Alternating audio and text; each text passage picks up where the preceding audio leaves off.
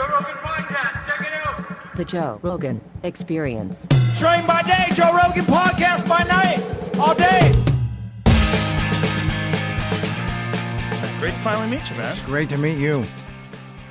It's a trip, and you know, walking in, and I'm thinking, how is it possible that our paths didn't cross I know, it's all weird. those years? I mean, it's conceivable we were in the same venue or the same building or at the same party or at least Probably. something. I kind of avoided parties.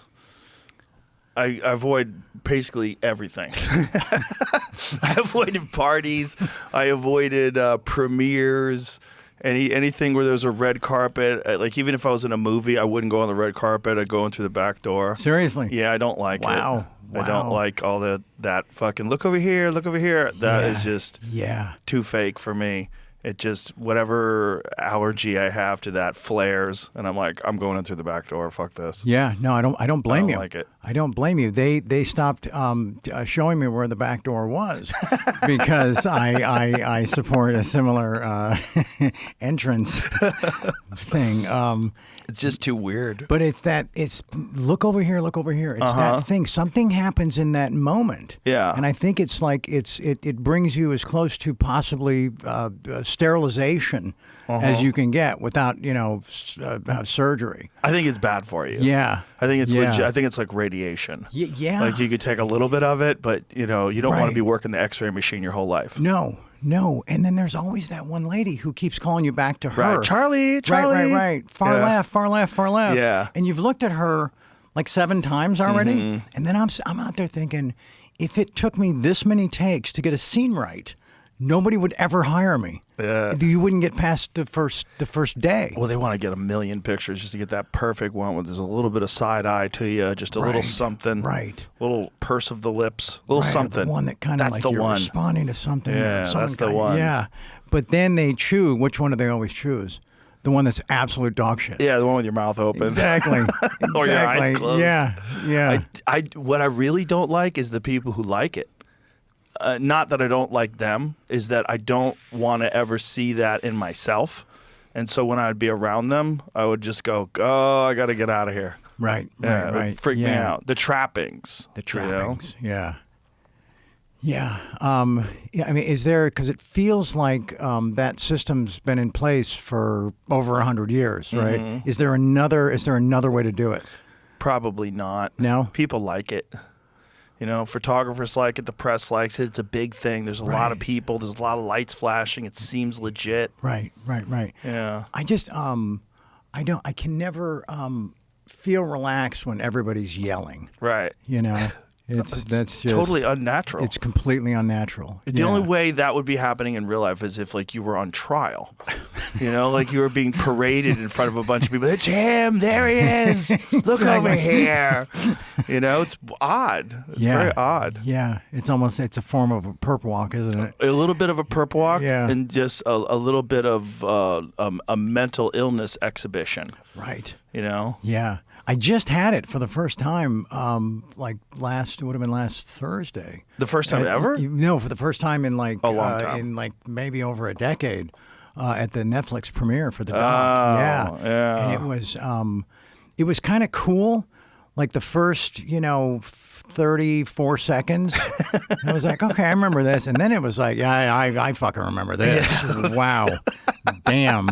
And then I'm in the sun just beating right on my floor. And it's just, I could feel myself start to sweat. Now I'm questioning the whole outfit, the underwear choice, all of it. It's just like every decision I made leading up to that was completely wrong. Yeah. And it's all being documented, Oh, it's so odd.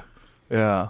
What's really funny when you first walked into the studio, you brought up a tweet that I had sent in 2011. I think this is when you were going crazy. Yeah. And I think this is also when my friend Russell Peters was doing those tours with you. Oh, that's right. It said, I need to get Charlie Sheen on my podcast. I know it's a long shot, but a boy could dream. If anybody knows him, help me hook it up. Well, here we are, 14 years later. It takes what it takes, right? Yeah. It's funny because back then, I had no guests. I think I had Anthony Bourdain was the only real guest that I had. Seriously? By the time.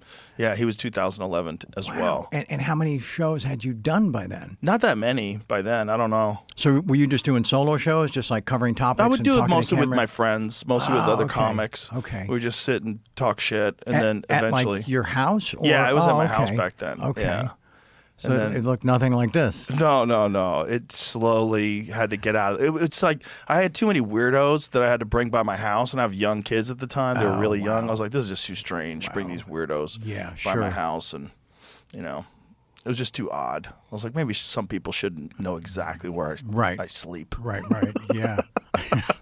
And it's interesting because driving here, I was buried in my phone just, for the right reasons. So I have no idea where we are. Good. So it was kind of like a version of being blindfolded or with a sack over my head, Yeah, that's probably how we should do it. Can you imagine then, like, I'm the guy they're blaming for introducing this? Just put everybody in a blindfold and put them in the back of an SUV and drive them to an undisclosed location. And make the guy drive a few circles around in like some neighborhood right over there. Yeah. Yeah. But we did it. We're here. Those things that you did with Russell Peters were so fascinating. The whole thing was so fascinating. I watched the Netflix thing. I watched the first episode, and the whole experience of watching the guy from Platoon, the guy that everybody knows is like this gigantic, super cool movie star, hot shots, all these different things, to watch you just not just go off the rails with drugs, but like be super open about it. You were like the first guy super open about it, and everybody just embraced it. Instead of it being like, oh, Charlie Sheen's doing drugs, that's so sad. It was like, we love him. Keep going. It was kind of crazy. Keep all going. the Tiger Blood stuff and winning. Everybody was saying winning all the time. And what was that like for you? Was it the worst kind of reinforcement? Or did it let you, like, were you surprised by it? That's a great way to describe it. It is, the worst kind of reinforcement. Yeah, it was like unintentionally or otherwise celebrating a guy's demise. Right. And I guess the train wreck was so spectacular or was such a spectacle that they couldn't turn away. But they were also being invited in to follow it down the tracks. Yeah. And somebody asked me about it, and I don't know if I was the conductor, if I was riding the caboose, or both simultaneously.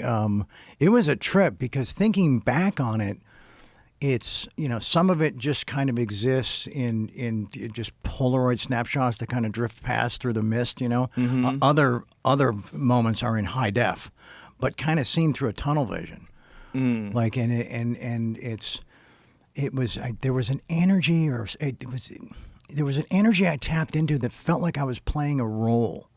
But I couldn't figure out what the plot was, who my co-stars were, where somebody show up with like a page one rewrite. Right. That's what we fucking need, And it got away from me, and had it not been encouraged, I think it could have been curtailed. It could have been shut down a lot sooner. Right. But you become kind of captured to the image.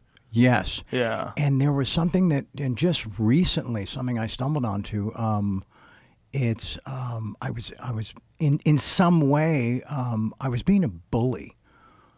It had a bullying kind of energy about it, and I've never been that guy. How so? Like bullying? The way I was attacking people and the way I was challenging people. I was like a tough guy on the block and had all these soldiers. I had this whole cadre behind me, and it was like, inviting people into the ring. I've never been in the ring. What are we doing, You're on coke.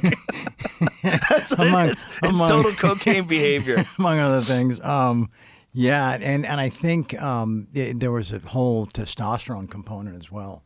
That was just out of control, because there's what do they recommend, like a quarter-sized dollop and like every other day. And no, I there's a line in the book where I say I was slathering that shit on like a fucking Pond's commercial. Oh, so you were using the cream? Yeah, which is hard to measure. It's not just hard to measure; it gets on other people. Oh. I read this story about this guy who is on TRT cream, and his child started like showing signs of premature development. Oh. And they realized that this kid's testosterone level was through the roof because it's through the dermis, right? It's through the skin. So he's getting it on his arms, and then he's hugging his child, and the kid is getting juiced.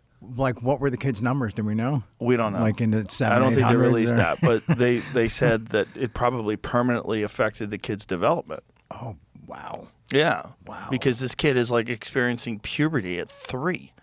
You know, you're getting bombarded with testosterone. Sure. While your dad is holding you. Insane. Yeah. Insane. Is that part of the reason they recommend like an inner thigh application? I guess then the only person would get it is the person you're having sex with. Exactly. Yeah. But that Exactly. wouldn't be so good for her either. Or your horse. Right. Yeah. Or your Stupid. horse. It's probably good for the horse. Right. So there was testosterone and cocaine together at the same time. That sounds like a combination of hubris And a lot of rage. and a lot of rage. A lot of rage. But the rage, I think, it's interesting because when you finally get some distance from something, you start to realize that it wasn't really so much about what you said it was about in the moment. And I'm really realizing it wasn't about the job, wasn't about Chuck. It was about all the stuff in my personal life. You know, it was about trying to just be a certain guy at work, be a certain guy at home, and then just never having the time to be a certain guy with me. And I just couldn't find any place to find any refuge or solace or any type of just a moment to breathe, just to decompress, you know. That's so important.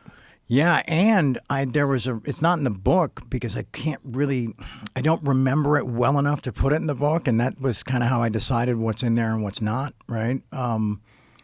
Or if something just isn't true, it's not in the book, and so, but I was trying to just kind of,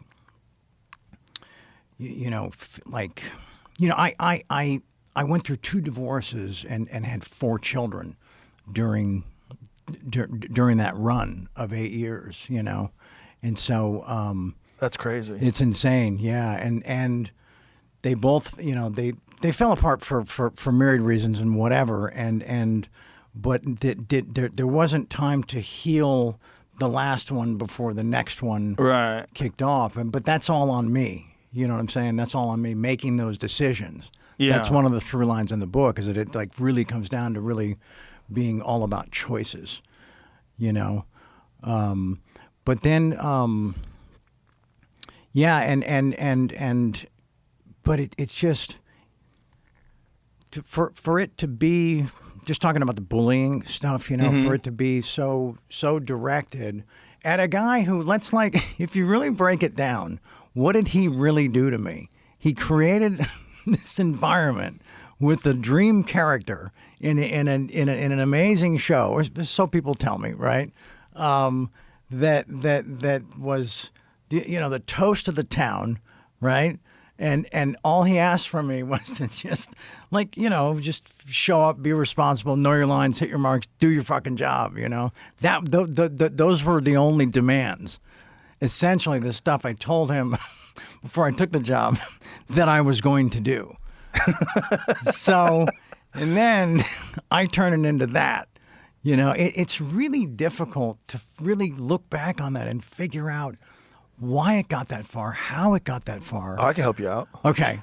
Testosterone and cocaine. Testosterone and cocaine. Yeah. It'll have you having all kinds of conversations with people in your head that'll tell you exactly what you're doing is correct. Right. Sorry, Did you ever talk to Chuck? Did you ever Chuck Lorre? Sorry. Yeah, no, it was. Yeah. Yeah, no, that was. I was really grateful we were able to do that. Oh, that's nice. Yeah, I was carrying that around for too long. you know. Yeah. He hired me for a show he had a few years ago called Bookie, with Sebastian Maniscalco, right? Oh yeah, that's right. Yeah, so I came in and I played myself, did a few scenes, did a cameo, you know, did some fun stuff, and just back on a set with Chuck, and it was like it just felt like it did in the early parts. Oh, that's good on him for not holding a grudge too. Yeah, that's awesome. Sorry, I lost that thought earlier. I was No, where the hell was I going? Well, it's a complicated thing to think about. Like, why did I go off the rails? You know, it's like, and it's very reasonable. Here's the thing. I don't think anybody but Charlie Sheen knows what it's like to be Charlie Sheen. And in my estimation, there are a scant few people that have become massive superstars at a young age and came through it sane. I don't know anybody. Everybody, I mean, I know people that have regained equilibrium and got their footing back, and now they're on the right track. But no one gets through without a hiccup. Everyone kind of goes crazy because you're living in this completely alien world that no one can help you navigate. Even if you've watched the people closest to you go through it, most of your life, and just right over there, like in the next room, right, or in the same room, right, and a bunch of your friends. Yes, it doesn't matter. It's still bananas. It doesn't matter. It's still an alien world that you live in that no one that you run into during the day except the people like that can understand. Right. Which is like people are always like, why do celebrities just hang out with each other? Well, because to them they're the only people that are normal. Yeah. They're the only people that I get it. I can't go to the supermarket either. I get it. I get fucking TMZ'd at the airport as well. Right. It's it's normal for them because everybody else is like, whoa, it's Charlie Sheen. And they're just captivated. You kind of need to be around people that understand what that life is like. But the problem is they're all going crazy too. Right. Yeah. Yeah. It's not, I mean, it's a great support group. To a degree, you know what I'm saying? I think you can rely on them for the things that you have in common, right? But maybe take the more complicated shit just right across the street, you know, to the experts. Yeah. You can't rely on them for everything. No, because they're going through it too. Hey, can I just get a tissue? Do you mind? Yeah, sure. Jimmy, you got a box?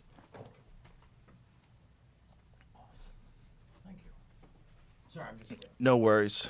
Getting sweaty? Is it hot in here? We can turn the AC on.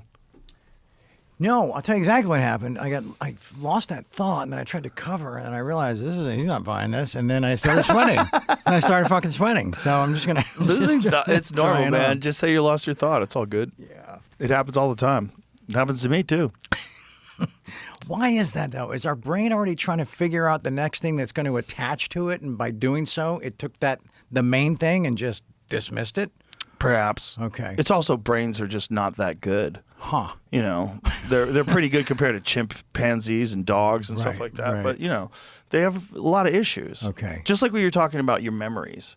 Like my memories of my whole life are like a series of blurry snapshots that I can go, oh, yeah, and then we went there.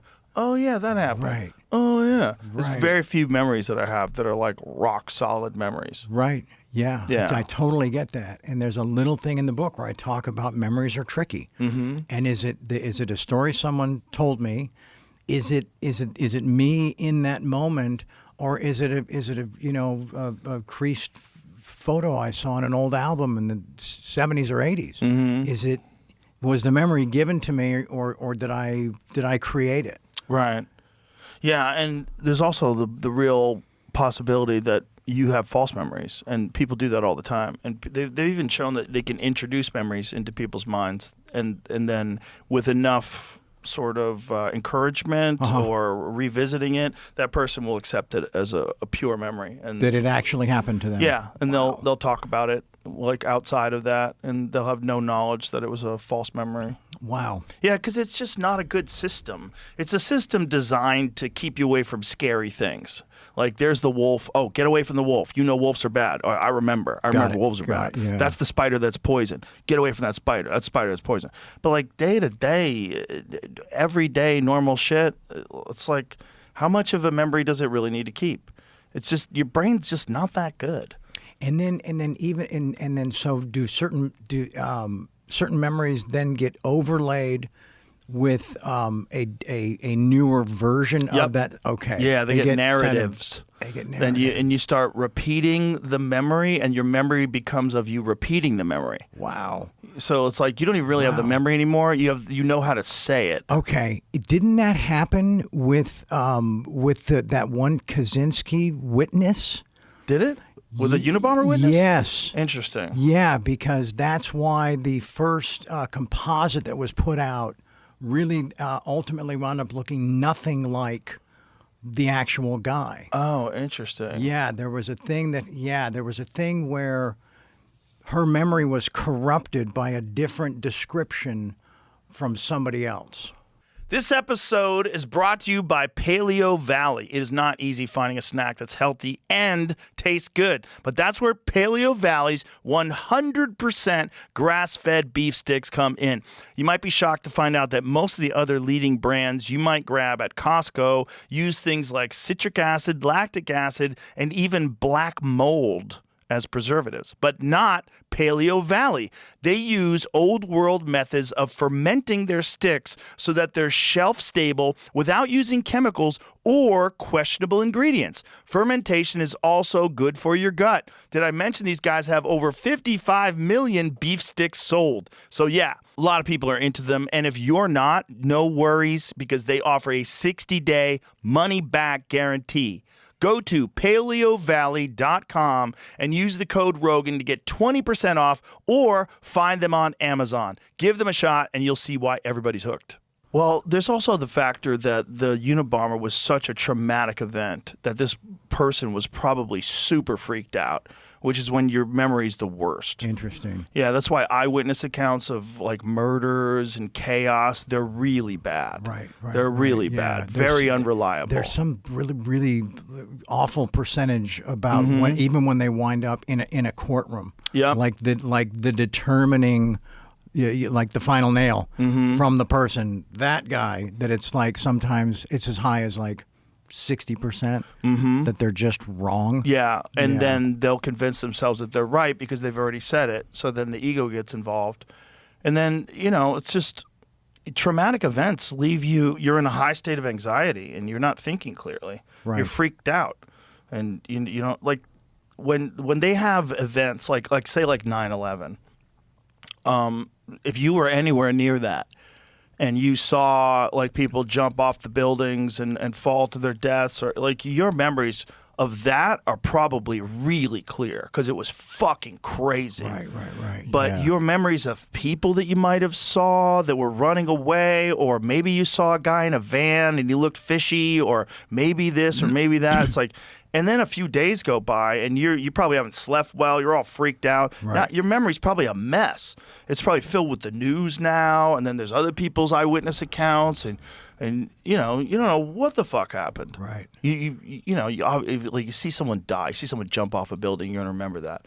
But there's some stuff that it's just this is one of the scariest things about transhumanism, is that it's really appealing in the idea that they give you a little hard drive in your brain. And now from now on, every time you want a memory, you can go just like, you look on your phone, like your iPhone, on this day in 2017, you're like, oh, look at us. Oh, that's cool. You're going to be able to do that in your brain, and the way that we're going to buy into it is because our memory sucks. Because that's how they're going to sell it to us. Yeah. Interesting. Yeah. I mean, do you remember your phone number when you were a kid? No, but I remember my address because it rhymed. That's nice. Yeah, it was 7212 Birdview Avenue, Malibu. Well, you used to remember your phone number. What happened? It goes away because your memory sucks. Right. I know my parents' number because they still have a landline. Oh, they're still rocking the landline. Yeah, they are. Yeah, wow. And they have an answering machine. Whoa. Yeah, that during dinner they haven't really turned it. Oh, and then down people start talking in the background? Yeah. But it's just part of it. It's part That's of the experience. They're rocking a landline with an answer machine in 2025. Yeah. That is. Yeah. It's probably the way to do it. I used to love the answer machine. When you come home, the light would be flashing. Like, someone likes me. Right. Somebody right. called. Yeah. Yeah. Yeah. It was cool. It was like you had a dog coming home to wait, like to visit you when you came home. Like, oh, look. It's like in Deuce Bigelow when it's like he's at his lowest point. The thing in the light is never blinking. I forgot about that. You have no new messages. Yeah, that was a wild time where you could get phone calls. The other thing is, like, you got famous before the internet too, which is a different world. It's a different world because there's not that many of you. There's way less famous people. There's way more famous people now. Yeah. You got famous, like super duper famous at 21 years old with no internet. Trip out, yeah, I know. How does anybody expect you to come out normal? Jesus Christ! And you can't really even explain to someone that wasn't around during all that. You can't really explain what it felt like because they look at it as the things that were missing. and there wasn't anything missing. Right, You right. know, it was about having to really be engaged in everything you were doing. You know, you had to show up to gain to get a like. You had to enter the building. Right, You know, right. you had to go to on a talk show. You had to attend a junket. You know what I'm saying? And you could, and nobody knew what the behind the scenes of your movie looked like until, you know, years later on the DVD feature or the VHS feature, Right. that they finally saw some of that stuff. You know? Yeah. It wasn't all access 24/7, 365. You know? And for some people, they can't leave it alone. They have to live stream during the day. They're live streaming from their trailer. They're live streaming in their car on the way home. They're like, yeah, what is that about? they're nuts. They're just locked into this weird new world that we're living in. But is it because there's genuinely people that are tuning in with enthusiasm, that are looking forward to that live stream in the car ride home, or because the person, or is it a combination? I think it's those things, and it's also that thing that you said that you didn't ever get, they're scared of. You didn't ever get alone time. Just time to decompress and think. Just be by Interesting. yourself. No phone, no TV. Just fucking sit on the couch and just like catch your breath. Right. And they don't want that. They're scared of that. I like so they're it. just constantly engaged with something. I like entire days of that, Ooh, that's nice. alone on the couch. Yeah. Watching that's TV. Nice. It's nice to just shut off, right? It really is. It's all work, no play. Not good. Not good at all. Not good. No. Bad for you. And bad for your work, too, because it makes you just kind of, it gets dreary. You don't have the same enthusiasm for it anymore. You know, it's like Yeah. you need discipline, but you also need enthusiasm. You know what I was going to say earlier? Thanks. Okay. All right. The memory just, you know, dropped another token in the in the slot. Is that now it's, you know, it doesn't even connect. It doesn't? Let's find out. Well, no. Then I actually forgot it again. How about that? Is that fucking nuts? It's normal. It's normal. When you first got Platoon, did you have any idea like what the fuck was going to happen? I didn't. Is that for people today to understand how big that movie was? Because it was one of the very first realistic war movies. And I think very importantly, it was done by Oliver Stone, who was actually a veteran of the Vietnam War. You remembering what you wrote down? What you Just that piece. Yeah. I'm not going to forget it again. Okay. Pardon. Sorry. But it was a different kind of war movie, you know? Yeah. It. Much in the lines of your dad's movie, Yeah. you know? And that was a very different kind of war movie as well. Yeah, Apocalypse from here, Platoon, you know, boots on the ground. The script didn't read like it was going to be a masterpiece. The script read like a kind of like a docudrama sort of movie of the week. It didn't read that script and say, "Oh wow, okay, yeah, this is the one." People are gonna really they're gonna worship this thing. It didn't. The dialogue was very clipped and very very specific. You kind of never really knew where you were in the script, in the scene descriptions. You know, the script was so lean. I think it was like barely 100 pages. Really? Yeah. But I didn't realize sort of what we were doing until we were actually doing it. Usually I can read a scene and get a sense of, you know, what my responsibilities are going to be or how we're going to break it down, or at least, you know, how I'm going to see it on the screen. And I couldn't do that with Platoon because all the terrain, all the scenes, everything kind of felt very similar, you know? Really? And the original title was The Platoon. You think it's as big a hit if he keeps the? Yeah, I don't think it matters. It's a great movie. Thank you. Thank you. It's a great movie. It doesn't matter. But we started to feel it as we got deeper into it. And Oliver did something brilliant where he decided to film it in continuity. Like from page 1, day 1, all the way to the final day was the final page, and that gave us a chance to, like, when something was finished, you were done with it, and you didn't have to know how you were going to react or how you already reacted to something that hadn't happened yet. Right. And when people died in the movie, they got sent home.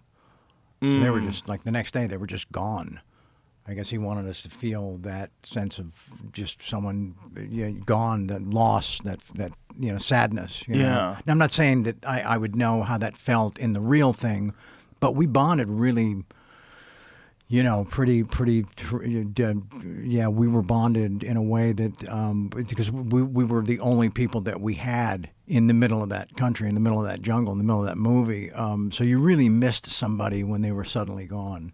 I would love to ask. I mean, I've had Oliver on a couple of times, but I would love to ask him what it's like to make a movie about a war that he was starring in, and like what kind of bizarre mental conflicts. Yeah, did he didn't get into any of that stuff when you guys? Not really. No? I mean, he talked a little bit about his experience in Vietnam, but I don't think we really talked about. Did we talk about the making of Platoon? We got so heavy into the JFK assassination, we hardly covered anything else. Oh, got it. Especially the last time he was on. The last time he was on was when they were doing that Showtime JFK documentary. It was a Showtime thing, right? Wasn't it? I think it was, yeah. Where there was a multi-part piece that he put together. I saw it, yeah. His recall is insane. It's insane. It is. You have a conversation with him. He's pulling up dates. He's got no book. I mean, how old is Oliver at this point in time? Upper 70s? I just turned 60. So if he was 78. He's 78. 78 years old. Okay. Rock solid memory. I mean, rock solid. Wow. The dude was just pulling up dates and names, and Alan Dulles did this, and wow. Well, it was just like the entire Warren Commission report. He was like citing different passages in it. It's bananas. That's deep. Yeah. Wow. Has he landed on, like, what can he point to, or is it several anybody factors? Can point to, but there's a lot of people that wanted him dead, and for sure there was a lot of fuckery going on with the Warren Commission. For sure. Right. There's a lot of nonsense with the autopsies. There's a lot of nonsense with the single bullet going through both him and Connolly, and leaving more bullet fragments in Connolly's wrist than that magic bullet was missing, the one they found. It's like bullshit. Right. The story's filled with bullshit. Yeah. And no one really knew how much bullshit it was until they had that video that they played of the Zapruder film on the Geraldo Rivera show. Yeah. When Dick Gregory came on, and who was a comedian, which was pretty wild, came on and had the footage of the Kennedy assassination. Everybody sees Kennedy's head go back and to the left, and you're like, what happened there? And you immediately apply just simple common physics to it. Yeah. Especially anybody who's ever fired a weapon. Also, it clearly looks like he got shot in the chest, too. Like when he grabs his neck. Right. It clearly looks like he got shot right there. And there's always that talk about doing a trach. They did a trach. But there's two different autopsies. Right. There's the autopsy in Dallas that says it's an entry wound. And then there's the autopsy in Bethesda, Maryland that says it's a tracheotomy. Interesting. Yeah, two different autopsies. Make up your mind. Yeah, and it also looks like by the time they got to Bethesda, they kind of glued his head back together again, or at least put the pieces back to take a photo of it. It's like more was missing from what they were talking about in Dallas than the Bethesda. That's the shot where the gloved hand is looks like it's pointing, right? Yes. Yeah. There's a great book called Best Evidence by David Lifton, and he was an accountant, and he had some sort of assignment involving the Warren Commission report, and so he decided to do is read the entire thing.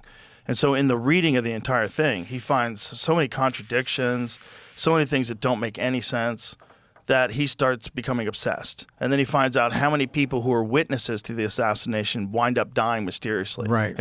Off the charts. Off the charts. Like 95% of them. All those people that were hanging around, like a giant ton of them, died in car accidents, weird fucking... Who was the guy in the train tower? A guy named Bowers, right? Who is Bowers? He was the guy that saw Badge Man. He saw people behind the knoll. He saw the exchange of the rifle. He saw all kinds of shit. He died, I think he had a heart attack on a train track, and then of course also got hit by the train. I could be wrong, but it was one of those type of things, But of course. Yeah. And then, but wasn't it? What was the who's the guy who's standing at the when the curb explodes, like near the underpass? Oh yeah, They that's the get guy. him, That's the reason why they had to come up with the magic bullet theory. Is it Teague? No, what's his name? I don't remember. Did he die weird? Probably. I don't know if he died weird, but he was hit with a ricochet. Right, and right, because right. they And knew that the overpass, that's why they had that adds a bullet. Yes, Yeah. they had to add that, and they go, Yeah. okay, how do we fix this? Right. And What we about- said only one guy did it. It's only 3 shots, so how do we come up with a reasonable excuse? And they came up with the magic bullet. Yeah. Yeah, I think the architect of that was Spectre. You know? I think it was our own Spectre. Yeah. I think it was his idea. Yeah. The wait is over. 2 pound-for-pound kings, one epic showdown. Canelo versus Crawford going toe-to-toe at last. And DraftKings Sportsbook is in your corner from the opening bell to the final blow. From the opening bell to the judge's final call, DraftKings has you covered with odds on knockouts, total rounds, method of victory, and more. Never bet on a fight before? Easy. Open the app, look for something simple like who will win, and make your pick. And it's not just fight night. Football is on tap this Sunday, too. One app, all the action. New customers, this one's for you. Bet $5 to get $200 in bonus bets instantly when you sign up today. DraftKings Sportsbook is the home for fight fans and football Sundays. Download the DraftKings Sportsbook app and use the code ROGAN. That's code ROGAN to get $200 in bonus bets when you bet just $5. In partnership with DraftKings, the crown is yours. Gambling problem? Call 1-800-GAMBLER. In New York, call 877-8-HOPE-NY or text HOPE-NY 467-369. In Connecticut, help is available for problem gambling. Call 888-789-7777 or visit ccpg.org. Please play responsibly. On behalf of Boot Hill Casino and Resort in Kansas, 21 and over. Age and eligibility varies by jurisdiction. Fees may apply in Illinois, Boyd, and Ontario. Bonus bets expire 7 days after issuance. For additional terms and responsible gaming resources, see dkng.co/audio. They just bullshitted people. But back then, you can get away with that. Right. You know, it was pretty easy to just bullshit people. And you see all the additional cameras, like Babushka Lady, for instance, right? And all that stuff just confiscated and never, Well, they had the Zapruder film for a long time. I think Time Life had it. And then somehow or another, Dick Gregory got it. Was it ever released with missing frames? Wasn't there the jump cut when he goes behind the sign and then it jumps? Because didn't they take out the fatal head hit at some point and then tried to sell that? Perhaps. They probably did at one point in time. But now, obviously, you can see the whole thing. And then it's also been AI enhanced. I don't know if you've seen the AI enhanced one. I haven't, no. It's grisly. It's even more gruesome. It's gruesome. Yeah, I mean, I think he was shot from multiple angles simultaneously. That's what I think. I think he was shot both from the back and from the front. And I think Lee Harvey Oswald, if he wasn't involved, he certainly wasn't innocent. He was probably the guy that they were going to frame it on. Right. But I think he was in on the whole thing anyway. And I think he killed a cop afterwards as well. Tippett? No, yeah, what's his name? Tippett. Yeah. Have you ever read that thing about, because Tippett's nickname back at the precinct was JFK? Did you ever read this thing? Then they show the side-by-side of how much they really look like each other. Oh, really? So they're saying he was the body they used for the transfer when they flew with the empty coffin, you know, all that stuff. Oh, God. Yeah, it is so, there's so many just, warrens to travel down. Yeah. And there's so many angles to explore. There's too many. There's so many rabbit holes to go down. We were introduced to it as kids because Dad played both Kennedys. So we were seeing documentaries at I would have been 10 or 11, and Amelia was 13 or 14. And so we've been involved in this thing for a lot longer than we should have been. Wow. Yeah. We had access to this stuff. And so it was just nuts that no one was brought to justice, and we know for sure more people were involved than Jack Ruby and Lee Harvey Oswald. There was more people involved, and no one was brought to justice, and they got away with it. We don't want to think that they get away with things like killing the president, but they did. In broad daylight. Yeah. Yeah. And blaming it on a lone gunman, a lone nut. Yeah. Yeah. who they already had a full description and rap sheet and rundown and everything they knew about. everything like, about they him. knew, They like, printed articles about him before it was even over. Yeah. And then the Jack Ruby thing, where Jack Ruby goes completely insane in jail after he's visited by Jolly West, who is the head of MK Ultra, who is like routinely dosing people with acid. Yeah.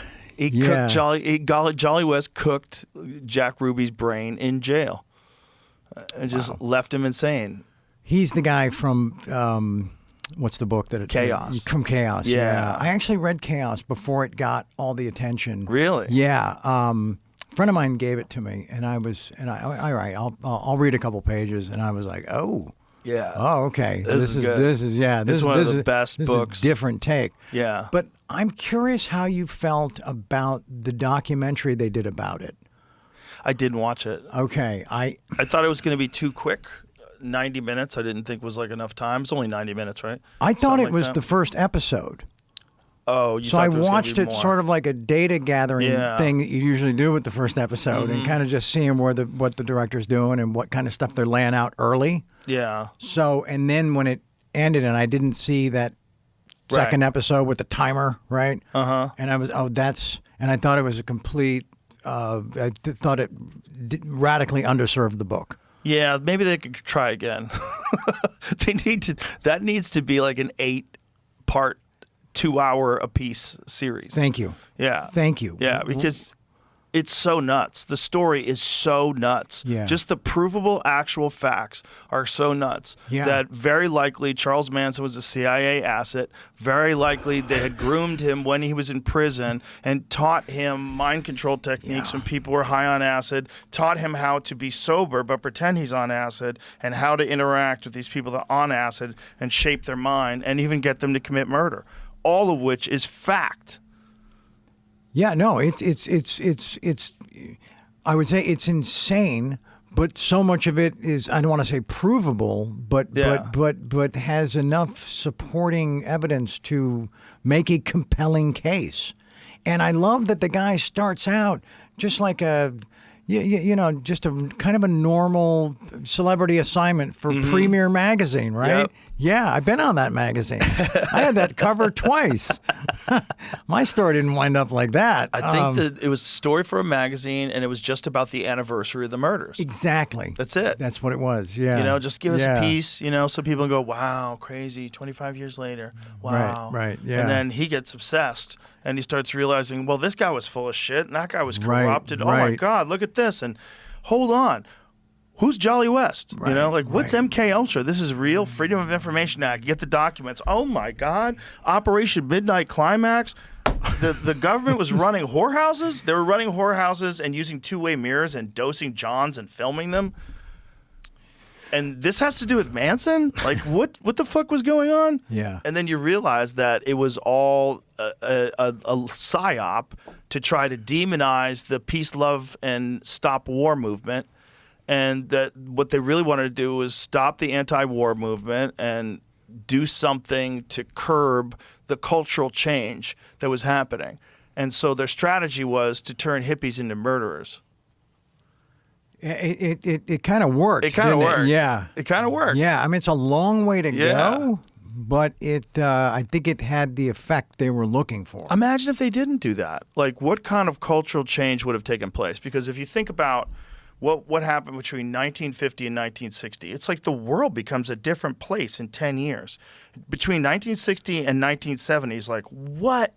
This world is crazy. The music is crazy. The culture is crazy. The movies are nuts. Everything is wild. It's very psychedelic. And then Nixon comes along in 1970, passes this sweeping Schedule I act, makes all mushrooms and LSD, makes everything illegal, all to stop the civil rights movement and the anti-war movement at the same time when they're doing this Manson stuff. So it was a concerted effort across the board to stop the anti-war movement and to stop the civil rights movement. They were like, we're losing control and power. And so, I mean, it was an evil thing to do, but you kind of got to give them credit because it was pretty brilliant. Like they actually pulled it off. You think of serial killer, you think of Manson.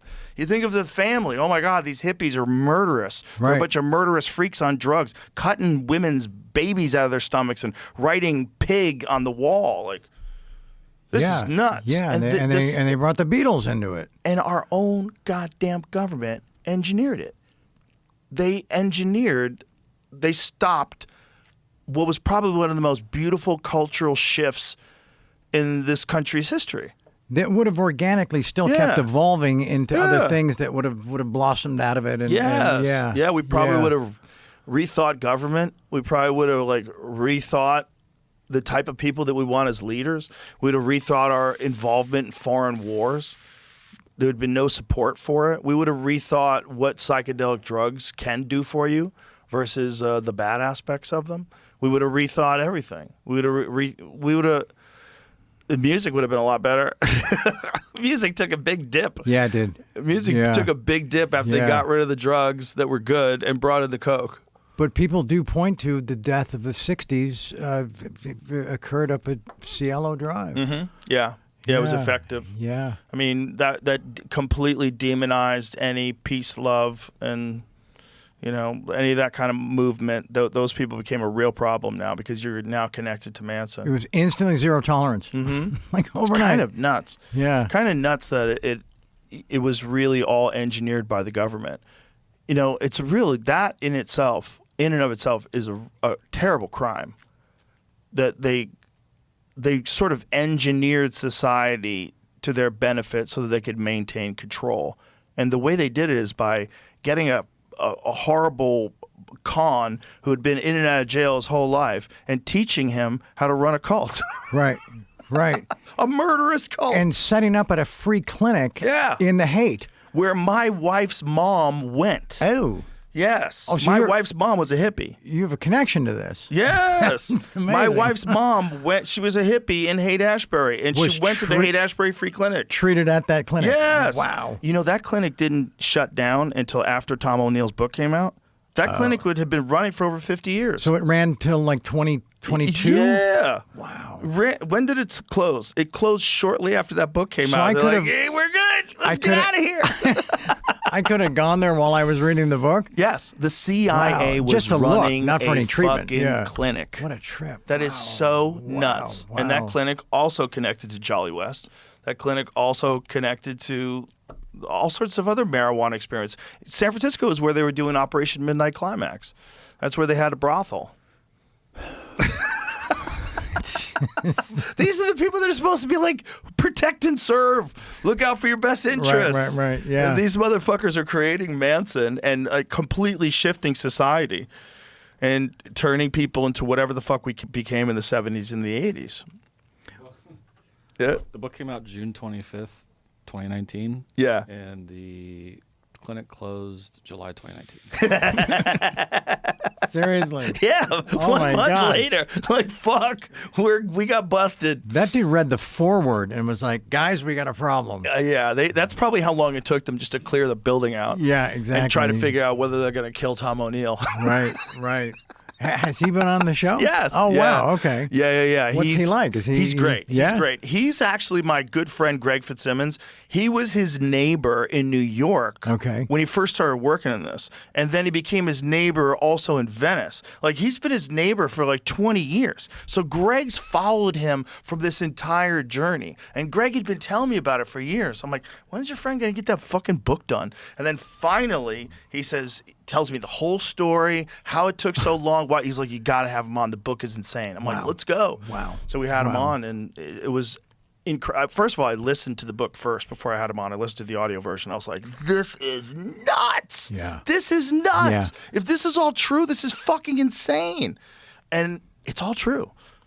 So they really did engineer a murderous cult of hippies.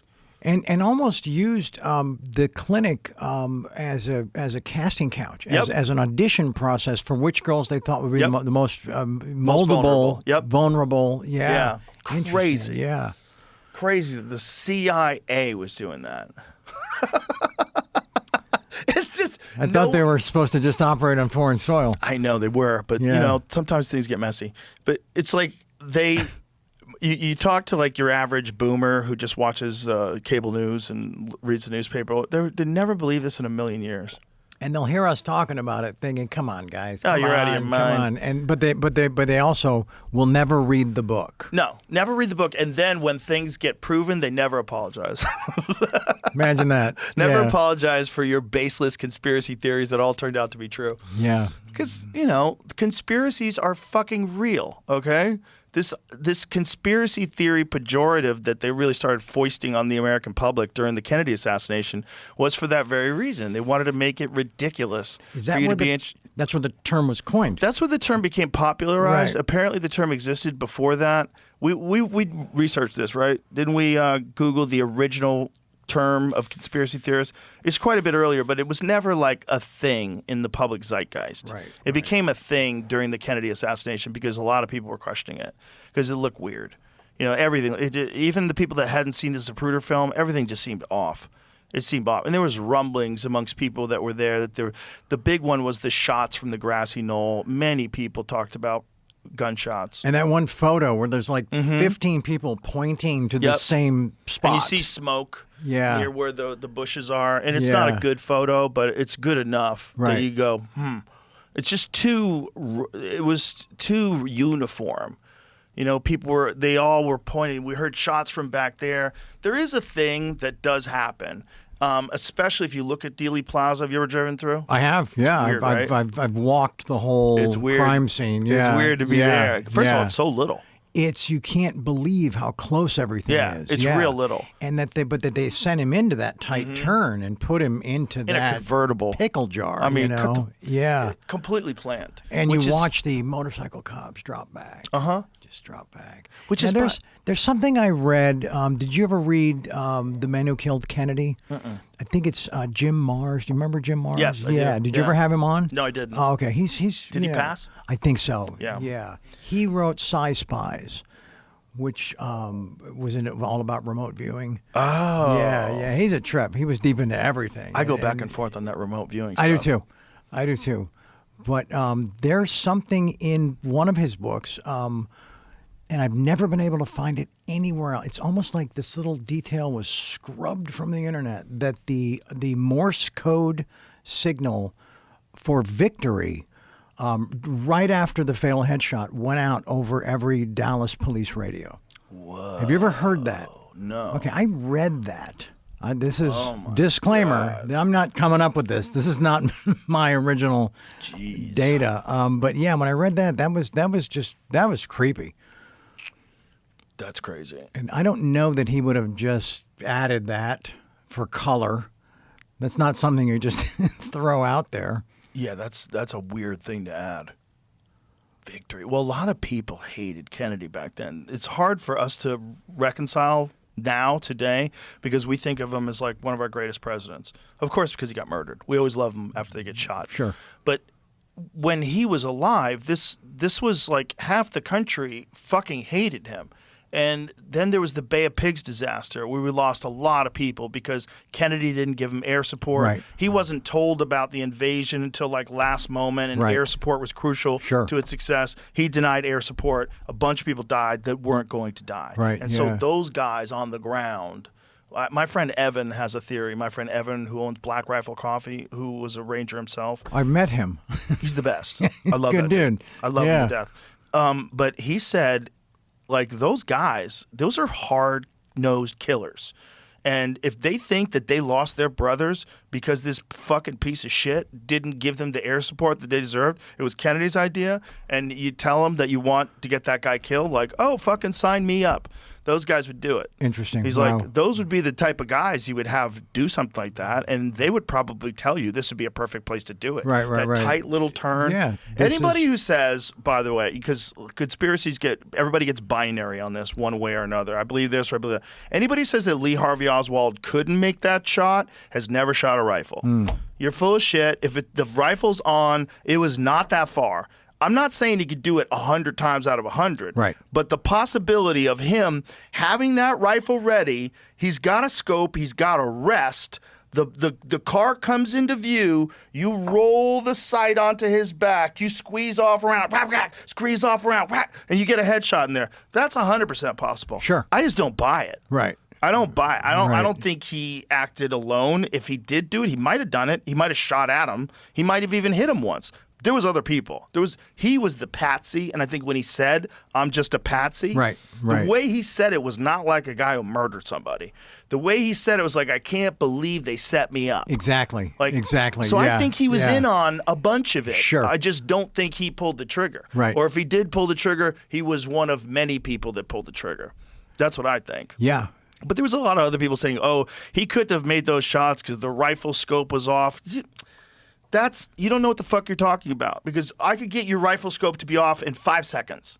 Okay, if your rifle scope's perfect, is it zeroed in? Bang, I drop it on the ground. Try it again. Yeah. It'll be off by Misaligned. 6 inches at 200 Misaligned. yards. Yeah, yeah, You're going to completely. move that thing. Yeah. They're fragile. Yeah. They require micro adjustments with little Allen wrenches and hex keys and shit. And, Right, and people, right, yeah. they don't torque them too much. You get it dialed in perfect. On a $37 rifle. Yeah, on a rifle from 1963. From the back of a magazine. Yeah, of course yeah. that thing can get Right. knocked off. Easy. Right. Like almost instantly you can knock that thing off. There is a thing about the tree, though, What about the tree? that he had to shoot through a tree, because what they've done in a lot of the reenactments, supporting that he was the lone gunman, they did cut out part of the tree that Kennedy's behind. They cut it out for the reenactment? Yeah. Really? So he would have a clear field of view. But he had a clear field of view for at least a brief amount of time. Sure. And that's all you Sure. need. That's all you need if you were good and if you practiced. And I'm assuming that if you're going to go shoot the president, you'll probably get used to firing off a few rounds. You'll probably set up a Through- target. So yeah. You're not going to just hope that your accuracy is still there from On 3 the years day? ago. Yeah. You're going to Yeah. practice. Yeah. So if you're going to practice, you're going to be even quicker at racking Sure. a new round. Sure. He could have done it. I just don't buy it. It just none of the evidence seems to point in that direction, including all the evidence that they try to fabricate. Like the magic bullet one is nuts. Anybody who's ever shot anything with a bullet who looks at that and believes that went through 2 people and broke bones. Yeah. That looks like it got shot into a swimming pool. Yeah. It doesn't Yeah. look like it ever hit anything. No, and I've had people debate me and taking the side of the magic bullet They're not. They're and they're like look me right in crazy. the eyes and believe it, and I'm just like, okay, well, cool. This is where we have to just They're out of their mind. Yeah, we have to walk away. They're out of their mind. They don't know. I could show them, like, let's go take a bone from a cow. Let's Right. set up a bone from a cow, and I'll shoot it at 100 yards. One bone. Yeah. Just one. Just one bone. Yeah. And let's take a look at that bullet. Right. Yeah. It's not going to look anything like that. No. It's going to be all fucked up. And there's the fragments. There's missing fragments from the bullet that are Right. in Connolly's wrist that are more fragments that are missing from the actual bullet they're attributing to the wound. You can't. It's just yeah. But they did it. That's what's nuts. We Do you can know sit about here and the- talk about it till the cows come home. Do you know about the palm print though? No. That they linked the rifle to Oswald because of a palm print on the they got stock. it on when they went to visit him in the morgue. Yeah, they didn't get Yeah. it till after the autopsy. Yeah. Huh. It wasn't there, and then surprise. How convenient. Yeah. Yeah. And also, like, says who? Says who his fingerprint was on it. You could just say that back then. 1963. The Right, government says, right, we right. found a fingerprint. Oswald doesn't have a lawyer. No one's representing him. He's dead. Yeah. You know, no one's going to say, my client is innocent. He's fucking dead. Yeah. Okay? Pin it on him. Nobody gives a shit. And everybody just mourned the fact that the president was dead. And then, you know, all of a sudden you got Lyndon Johnson full steam ahead with Vietnam War. Yeah. It's nuts. Yeah, if you usually look at what happens after the major Yeah. event, Things got very that's when different. They They that's got when very you- different. That's when you really start to see like, Yeah. okay, yeah, You know, Kennedy was trying to be a real president, and they were like, oh, none of that. yeah. It was the Federal Reserve. It was Vietnam. Yep. It was like all these Yep. big, like really Big important things. He that wanted to get were us gonna, out of he wanted to kill the CIA. He wanted to do a lot of things. Yeah. And they were like, not today, sir. And then that's the real argument is like we haven't really had a president since Kennedy. Everything after that has been the president's been more of a speaker. Interesting. And that Interesting, the yeah. the giant machine behind it continues to run exactly as it always has. Yeah, I mean, just from where I sit, there's not a lot you can do about it. There's nothing you can do You about know? it. You can talk, but look, if they haven't done anything about the Kennedy assassination, you can't do shit. No. You could put pressure on people, and you definitely can hurt their chances of getting reelected if people find out that they're very disappointed in you for Sure. not supporting this or not telling us about that or lying about this or you were involved in that. Yeah, but other than that, like, there's not much you can do. Yeah, that's why I don't really weigh in anymore. Good. It's probably smart. I don't. So it feels like I don't know. It's wasted energy. It definitely is a lot of that, but it's yeah. also like a show. You know, you could watch the show. Hey, have you watched the latest episode of the Epstein Files? Like, what's going on? Yeah, you know, yeah. It turns into kind of like a show. Turns into a parlor game, also. You know, right? That's how my dad described the OJ case. He said this is like the greatest parlor game ever. Right. You know. Boy, I remember watching that verdict on TV live in my apartment with this girl I was dating. She was a really sweet girl, and she couldn't believe that he was innocent. Yeah. She didn't understand it. She was so confused. Yeah, it didn't line up, did it? She was like, Didn't line no, up. Yeah. no, how? Yeah. She kept like putting her hands over her face. No. It completely torqued her whole reality. Yeah. Yeah, I was on a mountaintop in Mexico, doing a kind of a low rent sci-fi film called The Arrival. I love that movie. Oh, okay. Don't say that was a low rent movie. I love that movie. Thank Who you. turned me on to that movie? Dave Foley. Dave Foley, who's a good friend of mine from News Radio. Okay. When we were on News Radio together, he fucking funny. loved that movie because this is a so underrated sci-fi movie. I'm like, okay, cool. Wow. And I checked it out. It was great. I loved it.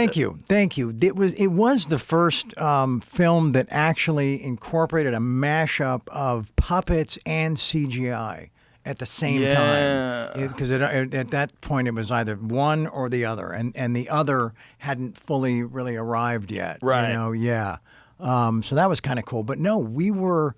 I was so hoping for the day off to be back at the hotel because everybody knew the night before that the verdict was coming, right? So we had to shoot this scene, and there was a prop man, and he had the only. This is '95, right? He had the only cell phone, and it had like half a bar, and it's starting to rain, and he's got his ear, and his buddy's got his phone in L.A. up to the TV when they're about to read the verdict. Wow. So we all gather around the prop man, and we're watching him, and he's kind of leaning to keep the signal, to keep connected. And then we can see when he hears it. He slumps a little bit, right? Takes the phone from his ear and slams it into the mud and screams, "That motherfucker got away with murder." Wow. His voice like echoed through the mist. It was gnarly. That's a wild scene. That's how I learned about the OJ verdict. Yeah. Wow. Yeah. Wow. And Dave Anderson was there with me. He's a buddy I grew up with. He's in the book. He's a two-time Oscar-winning FX makeup artist, you know. And so, yeah, if you ever run across Dave the Rave Anderson, ask him about the OJ verdict. That's just a crazy scene. Imagine a guy reacting like that. He was our only connection to it, you know, Yeah. and everybody was so invested in this thing. And it was really hard to go. And that was like, do you remember time of day that might have happened? Kind of late morning, sort of, or was it in the afternoon? I don't remember at all. We still had a pretty sizable day to shoot, and it was really hard to regain focus. Yeah. And feel like what we were doing still mattered. Yeah. Because there was a giant, there was like a murmur in the universe at that point, you know. Yeah. Like it felt like something had been taken from us. You know? Yeah. Yeah. Yeah, civility. Did you see the last or the most recent OJ documentary? No. It's Murder, Mayhem, and Blood. I think it's got 3 Murder, Mayhem, and Blood. something. Jesus Murder, Mayhem, and Christ. Lies. Something. I'm probably way off with that title. American Manhunt. No. No, it's actually But it's actually, the latest OJ documentary? well, I guess Manhunt would be the latest. This is the one that was before that, and it's broken down at the crime scene by two like expert veteran recreationists. Yeah, it's a trip. Do you watch any OJ stuff that comes out? No, I try not to. Yeah, because it's just too weird. Okay. It's Do you just- I think don't- there was something else there? Or No, I think he killed his wife. Yeah. And he killed Ron Goldman. And he got away with it. Yeah. And it's just nuts. It's just, it's weird. You watch him on, like, Naked Gun, and you're like, that guy? Yeah. That guy murdered his wife with a knife? Like, what? Yeah. And then he got away with it, and he was just golfing. Yeah, it was the Very follow-up strange. part that didn't really Yeah. support anything about what he had claimed. You remember when he was You a know? rapper? Do you remember The Juice is Loose? You remember that? Oh gosh, I think I just Yeah. willed that one out of my. He had mind. like a king's robe on, and like there's a bunch of hot ladies okay, around him. Okay, it's coming back to me. Yeah, Yeah, he made a rap yeah. song. Wow. Yeah, he was like embracing the heel role at Wow. one point in time after the guilty verdict or the not guilty verdict. Right. Yeah. And so he got into like rap. But, I mean, probably just for a monetary grab. I would right? imagine. Yeah. Let me watch you play it. Play The Juice is Loose. It's so bad. God. Is it off of YouTube? That would be hilarious. It was part of a TV show. I saw another clip recently. Oh, that's where right. He has like a prank show. He was trying to prank people. It's like probably Jackass. yeah, but I'm trying to think of the thing they had on MTV that they did with all the celebrities. Couldn't think. Oh, Punk'd. Yeah. Got it. OJ was doing that? No, but he Everybody was, would just he run was away pranking screaming. people. It's Yeah, the he did it murderer. to a lady. He like walked up to her hotel room with a knife. Oh my God. That was one of his scenes? Jesus Christ. You got juice is what it was called. You got juice. You got damn. But I'm trying to find this. Also, the music video had a bunch of that was Naked like, aired, ladies? Yeah, it was aired on like pay-per-view. Oh. Like the Spice Channel or something like that. Huh. Remember the Spice Channel? Yeah. But that whole thing, going from that verdict to going back to work. There's a picture. It's not the video. But Oh, it's the my. picture. Yeah. Juiced, that. the musical. Look at that. I remember one time we were filming News Radio. It was in the middle of that North Hollywood shootout. Do you remember that? I do. Yeah. And we were watching it live on TV Yeah. while trying to do a sitcom. And we were like, we probably should take some time off here. There's a fucking war going on in the middle of North Yeah. Hollywood. Wow. Yeah, that I was think that involved a lot of cocaine and steroids too. from the brothers From the guys. Yeah, I know yeah. they were definitely on steroids. Yeah. But I think there was probably or meth. something like Yeah, that. I think Some meth would sort have of kept upper. them there Yeah. for a lot longer. Yeah. For people who Yeah. don't know the story, these guys, did they rob a bank? Is that what they did? Yeah, but waited. Yeah. Like could have driven away. Could have left with all the dough. And they decided to get in a shootout with the cops. Yeah. And killed cops. Right? Yes. I mean, and they got killed. A bunch of cops got hit. And the cops were like horribly outgunned. Oh yeah. The cops had their 9mm pistols, and these guys have fucking machine guns and Yeah. bulletproof vests. And Yeah. Kevlar helmets and they had face masks. Yeah. Yeah. Now, do you support that when the dude finally kills himself, that it was a simultaneous sniper shot at the same time? I never even looked into that. Is that one of the That's conspiracies? well, that's one thing that they claim. That he got shot and shot himself at the exact same At the time? exact same time. It's possible. But why would they, like, what does that serve? Like, what does that... Maybe they were already going to shoot him, and he shot himself, and they didn't think he was going to shoot himself, and they pulled the trigger right when he did. Got it. That's what I would guess, if that's the case. But it's not like they have to be let off the hook, because at that point, that dude has to be put down. Yeah. I Yeah. mean, one of the guys had already been shot, and he was shot in the leg, and they didn't get him any medical help. They knew he was going to bleed out. You know, I think that was the case. I think he got shot in his femoral artery. Yeah, the first guy, it says he died by. This is from Wikipedia. He died by suicide via gunshot to the head from his handgun, simultaneously being hit by rifle fire from LAPD officers, with one round striking and severing his spine. Whoa. The other guy got shot over 29 times and died from blood loss. Wow. But, I mean, what are the odds that the... Crazy. That the thing with the Yeah. it's kind of Well, like it sounds like there were a lot of bullets were flying in his direction. Over 2,000 rounds were found. Jesus 2,000. Like, what does that weigh? Like, if you're carting that around and you've got a whole duffel of cash. Yeah, you must have a heavy trunk. Yeah. Yeah, that is bananas. Half was the police, but Wow. still. Imagine being in that neighborhood. They just I think that's where I moved my 2,000 rounds are flying in both directions. Well, the cops like went to a gun store, right? Didn't they? I think they like did. right when it started, and they were like, Yeah. "Whatever you got, you know, give Which us is your crazy. biggest bore rifle, you know, whatever you got, we'll take it." Yeah. How much ammo you got? I mean, how long did that go on for? About an hour. Wow. They had homemade body armor. SWAT team wasn't ready for that. They had to commandeer an armored vehicle to evacuate wounded people.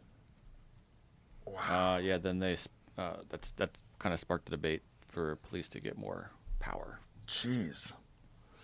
Yeah, that was a turning point moment. Now, if you're a real conspiracy theorist, then you say, "Oh, MK Ultra tricked those guys into doing that so that Right. the So cops then can the get cops better could guns." get militarized, and yeah. Well, this is the problem with conspiracies. People would try attribute them to everything. Right. When you really get down And- the rabbit hole. Everything's a conspiracy. Yeah. But then when they do that, they kind of they harm the credibility of the ones that can really be, you know, considered for how we know them to be. You know, no doubt. After all the extensive research. You know? No doubt. Yeah, there's real ones, but I think that's also part of the reason why, you know, some really silly conspiracy theories get pushed. I think they get pushed by bots, and I think they get pushed by paid accounts To water down the real ones. Yeah. to make them look stupid, and they'll like attach a really stupid conspiracy to one that's legitimate, Right, and then yeah. it discredits the legitimate one. Yeah, it's almost like, you know, not to introduce this, but just from afar, it's almost like a lot of the QAnon stuff kind of had that effect. Just, Yeah. you know, I didn't dig deep into that, and don't, you know, and only know just the basic, you know, talking points about it. But one thing I did see that felt like a constant was that there was always, anytime they'd mention something that was just completely screwy, it was followed up with the ones that we believe to be real. Right. You know, they're just kind of this big, just this kind of just put them all in the same. Yeah, a stew of good stuff stew, and bullshit. Exactly, Yeah. and just stirred that Yep. cauldron, you know. Yeah, that's a very convenient way to bury truth. The QAnon documentary on HBO was great. Into the Fire, that was called? Into something? I didn't see it. Into the Storm. Oh, okay. It's really good. Is it? Yeah. It's a multi-part thing on all the people that were involved in 4chan and the creation of QAnon. Okay. Who they think the original guy was, and they think another guy took it over after a while and took Okay. over the account. Got it. And it seems like they were just kind of fucking around at first. But it's not definitive. Like, he's got some really good evidence that points in that direction, but it's just hard to know. And, you know, everyone always thought that it was someone inside the White House. There was some, like, secret person inside the White House. It doesn't seem like this documentary believes that. The guy who made this documentary, he pins it on one guy in particular that's a tech nerd that seems to have all of the attributes of someone who could pull off a QAnon type deal. Checks And every get box. everybody, super smart, you Yeah. know, internet shit poster, Right. you know, running Right. 4chan, you know, and like that's the whole thing over there. It's like get people to do stuff that's stupid. Right. Like they got women to free bleed. They started pushing this idea that you know it's the patriarchy's making you wear a tampon, and you should your menstrual cycle should just flow in your pants, and who cares? And this is like a sign of your strong femininity. It was just them being crazy, and then a bunch of women just adopted it. Wow. Not for long. Right, obviously. right. It's gross. They were like, "This is stupid." We Yeah. quit. Probably last a couple weeks, but a bunch of women. Wow. But people are really susceptible. You could get people to do that. Not everybody. Right. But it's just like the Haight Ashbury free clinic thing. Not everybody's going to join your cult. Right. But if you open up a free clinic, you're going to get enough, you know, lost children that come in through your doors. Well, they're going to need your legit services to Yes. start with. Yeah. Exactly. Yeah. Exactly. Yeah.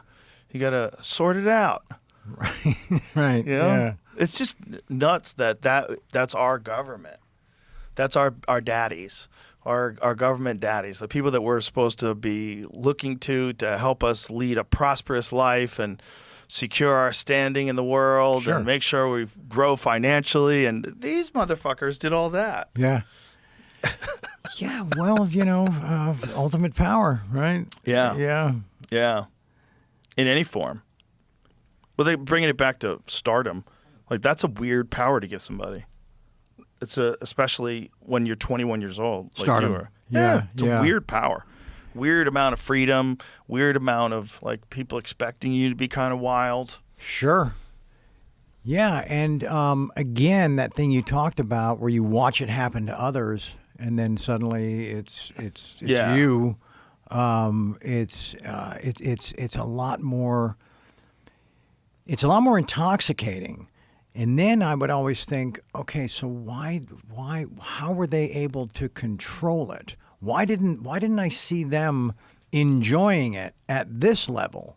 And it wasn't about, I'm going to show them the way they should have been doing it.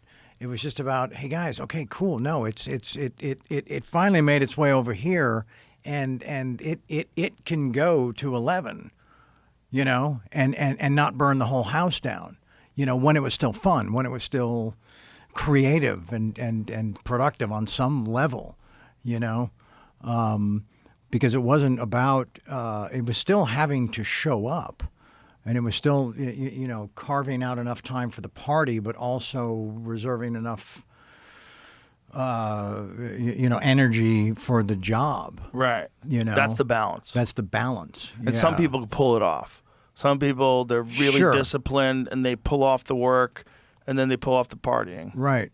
And I was able to maintain that for a long time, and even when it flamed out, like those early rehabs, and there was always there was a job like the day I got out.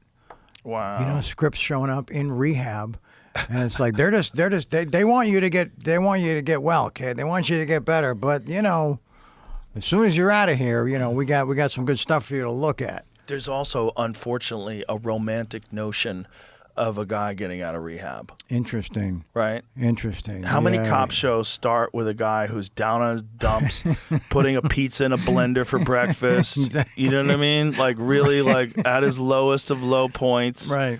Drinking, and then maybe his daughter cries and he throws the bottles into the trash can and is like, I'm done. And now Right. he's back. And there's a romantic thing of getting your shit together. Sure. Yeah. It's like, Charlie's back, Yeah. better than ever. Yeah. You know? Yeah, and it's everybody's rooting for you again. Yeah, yeah. and they're expecting the guy to deliver. Yeah, with again, passion now. with passion. Real life experience. He was a drug addict. Exactly. Yeah. Look at Robert Downey Jr. now. right. Yeah, Right. people love that. They love that. But the same thing was happening to Downey when he was in rehab, or maybe when he was even in the pen. When they people were bringing him, I think they brought him Ally McBeal when he was still in jail. Oh. And I think he still got high after that. And my dad would always be like yelling at the television. It's like, stop rewarding this behavior. Stop rewarding it. Let him sit in those consequences. Not out of judgment or Right. out of punishment, or just out of love. To help him get his shit together. Yeah. If you keep letting them fuck up over and over again, they'll continue to fuck up. Yeah. Yeah. But if there's always a carrot the day you walk out, something to chase, and a soft landing. Yeah. That's what was really interesting about this. This decade long timeout that I got put into. Which at some point the punishment has to sort of fit the crime, right? It felt like it was a little bit longer than it should have been. Yeah. I don't remember any murder charges,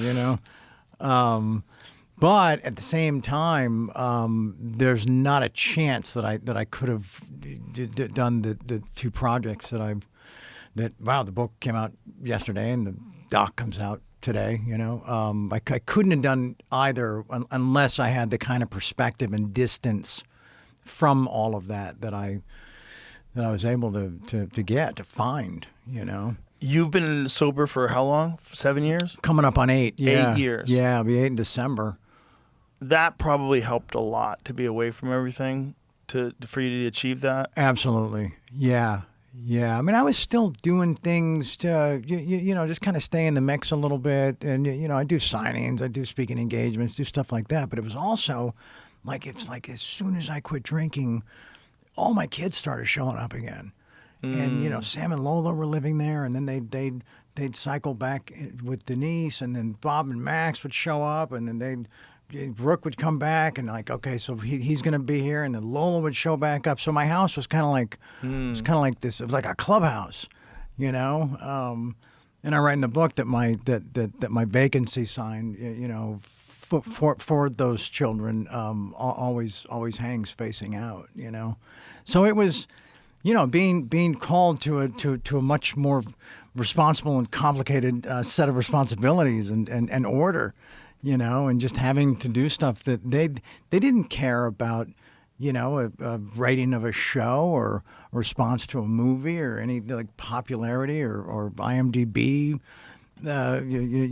stuff. They were just with the basic needs and getting to school and help with this. And so it was really cool to suddenly just be that's the only stuff that mattered to the people that matter the most. And so,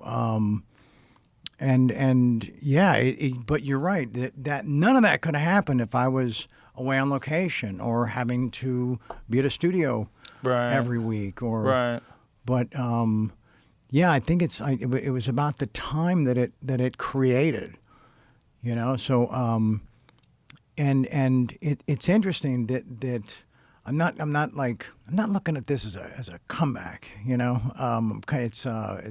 think it's a reset. I think it's a reset, and I didn't rely on anything that I'd done before.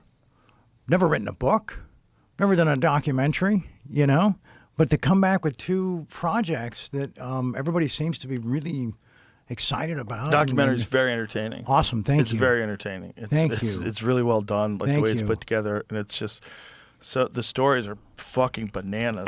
It's so bananas. It's the whole thing was just so nuts, but like I said, everybody loves a story of someone getting their shit together, and that's a great accomplishment of being sober for almost 8 years. It really is. Thank you. Yeah. Yeah, and it's. People are going to yell at me because of how I deal with the AA in the book, and that's fine. I just speak to my personal experiences. I'm not. How do you deal with it? That I tried it for a long time. I for a combined 21 years, and just decided that I had to give this a go on my own. So you just do it completely on your own? You don't have any person you call or any? No. I mean, there's people that are sober that I still talk to and see. But you don't have a sponsor or something like that? I don't. No. I know it does help some people. Of course. And that's why I don't want to say that I'm not recommending that this is another. Right. But you're just saying your truth. This is how you do it. Yeah. I had a very good friend who was an alcoholic who quit one day. He crashed his car, ran from the cops on foot, got arrested, and then he's like, what am I doing with my life? I'm done. And he quit. Day. Never had a drink again. I knew him for 20 years after that. It happens. It can happen. Yeah. But I think that I do have the experience of all of that time in and around the rooms, and that's not to say that I don't still remember a couple of nuggets, a couple of things that still stuck with me that I still thought you'd still see as valuable. Right. But there's a line in the book that it's hard to ask for help when somebody else has raised your hand for you. You know, interventions. You get pulled into a thing. Right, you're told to do right, this, right. and you're just all you're doing is just counting the days. Yeah, that's a part of the documentary too. When the first intervention, when you got brought into a room and everybody's sitting there waiting for you, you thought it was a party. Well, yeah. I mean, I was a little suspicious because it's 9 a.m. Why is Dad having a 9 a.m. birthday party? Right. Unless we're going to Magic Mountain, right? That's usually the time you leave. Right. That's usually for a 7-year-old, right? Right. Yeah, no, that was wild. That is something that I can still see as it happened on the day. Really? Turning that corner in the hallway into my parents' living room my brain is still trying to turn it into a birthday party. My brain insisted that that's what we're there for. You know? That's funny. And it just, when it starts to dawn on you, like, have you ever taken a sip of something that was in the wrong bottle, but your brain saw the label, and so it takes your body Like a half a second. Yeah, to catch up to those don't match. Those don't match. Yeah. Yeah, I have a story about that, but I probably shouldn't tell it on the air. But yeah, and So then that one didn't work. It didn't work that way. You had to do it on your own. It worked for a year. It worked for a year, but then, like as is in the doc, I'm at Cage's house, and I on the anniversary, on the 1 year, I find that beer in his fridge. I'm like, well, that's there for a reason. Yeah. You know, it's just caused us. It's caused to celebrate. That's not an accident. Yeah. And just didn't even think twice. Wow. Just was like, finally, boom. And now we're off to the races. We're off to the races. Yeah. Wow. How did you get sober this time? I'd gotten off the drugs, gotten off the dope. But when I say dope, that's always coke, never heroin. I was never a heroin guy. I'd been off that, probably over 10 years, you know? And so, I mean, more than 10 years, like sitting here today. So I hadn't fucked around with any of that shit for a few years. And I just committed to drinking, you know? And then found that to be like the most unmanageable drug that I've ever tried to navigate. Drinking? You know, drinking, yeah. Drinking. More than cocaine? Yeah, because there's never a time when you can't get it, you know? And when I had made the decision that I'm just going to drink, I treated it like I did like drugs, you know? Right, yeah. right. But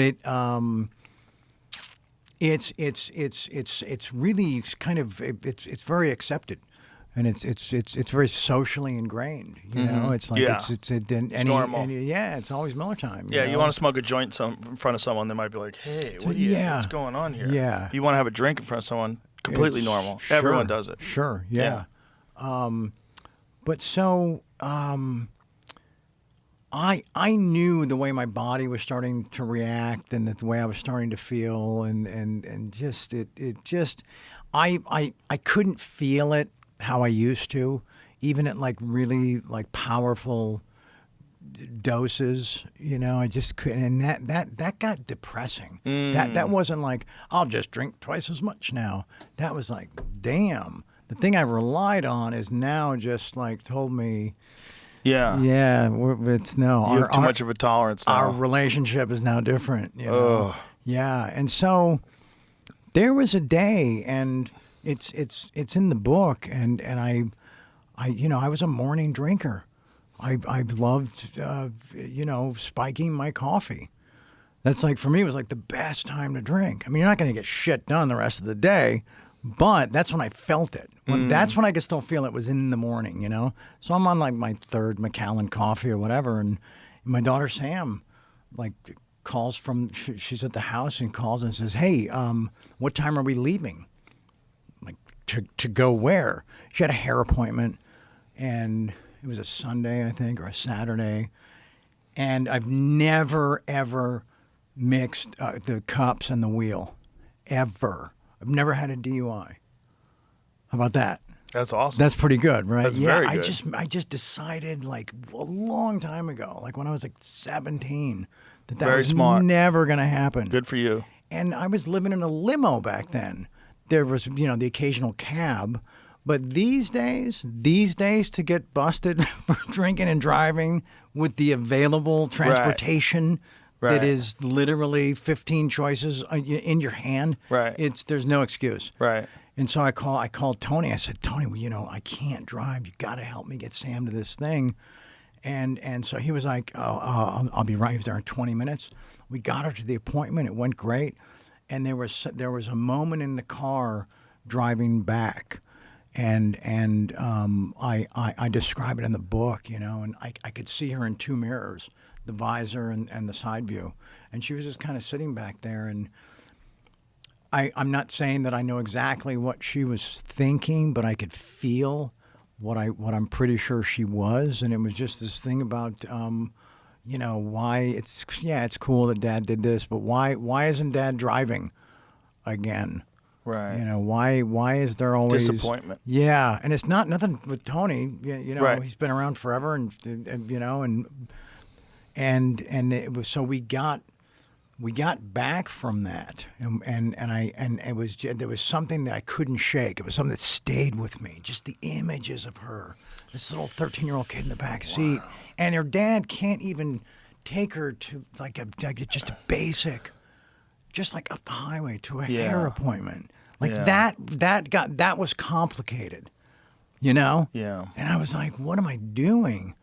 And then I just sat inside. I sat inside of that for a while because it didn't feel good. And I thought, okay, what can I do to stop feeling like this? The math is pretty simple at that point, Yeah. And I wasn't going to do rehab. I wasn't going to do a big dramatic, life turnaround. Or I was just going to make a decision and stick to it. Mm-hmm. And I took a few Valium, drank a few beers, and then the next day, just woke up and said I'm done and didn't care. I made a decision. I wasn't going to care how I felt physically. I was just going to just Grit and bear it. Yeah. How long did it take before you felt okay? About 3 days. The story I had written that was going to be a month was just like that was fake. And it was, and then it just coincidentally, it happened to be my oldest daughter, Cassandra's birthday when I quit. It was December 12th, And it was just like, okay, that's all aligned. And then something else happened after that, because everybody's going to get a little squirrely. Like, you put the problem with a guy like me is that, and people like me, is you're able to put things back together really quickly, right? Right. And kind of reassemble the pieces. So you're not as scared to go off the rails. Right. And so then I got a call. This is the post, already had HIV for several years at this point. I get a call that there's a new medicine, right? This is about a month after the Sam thing, right?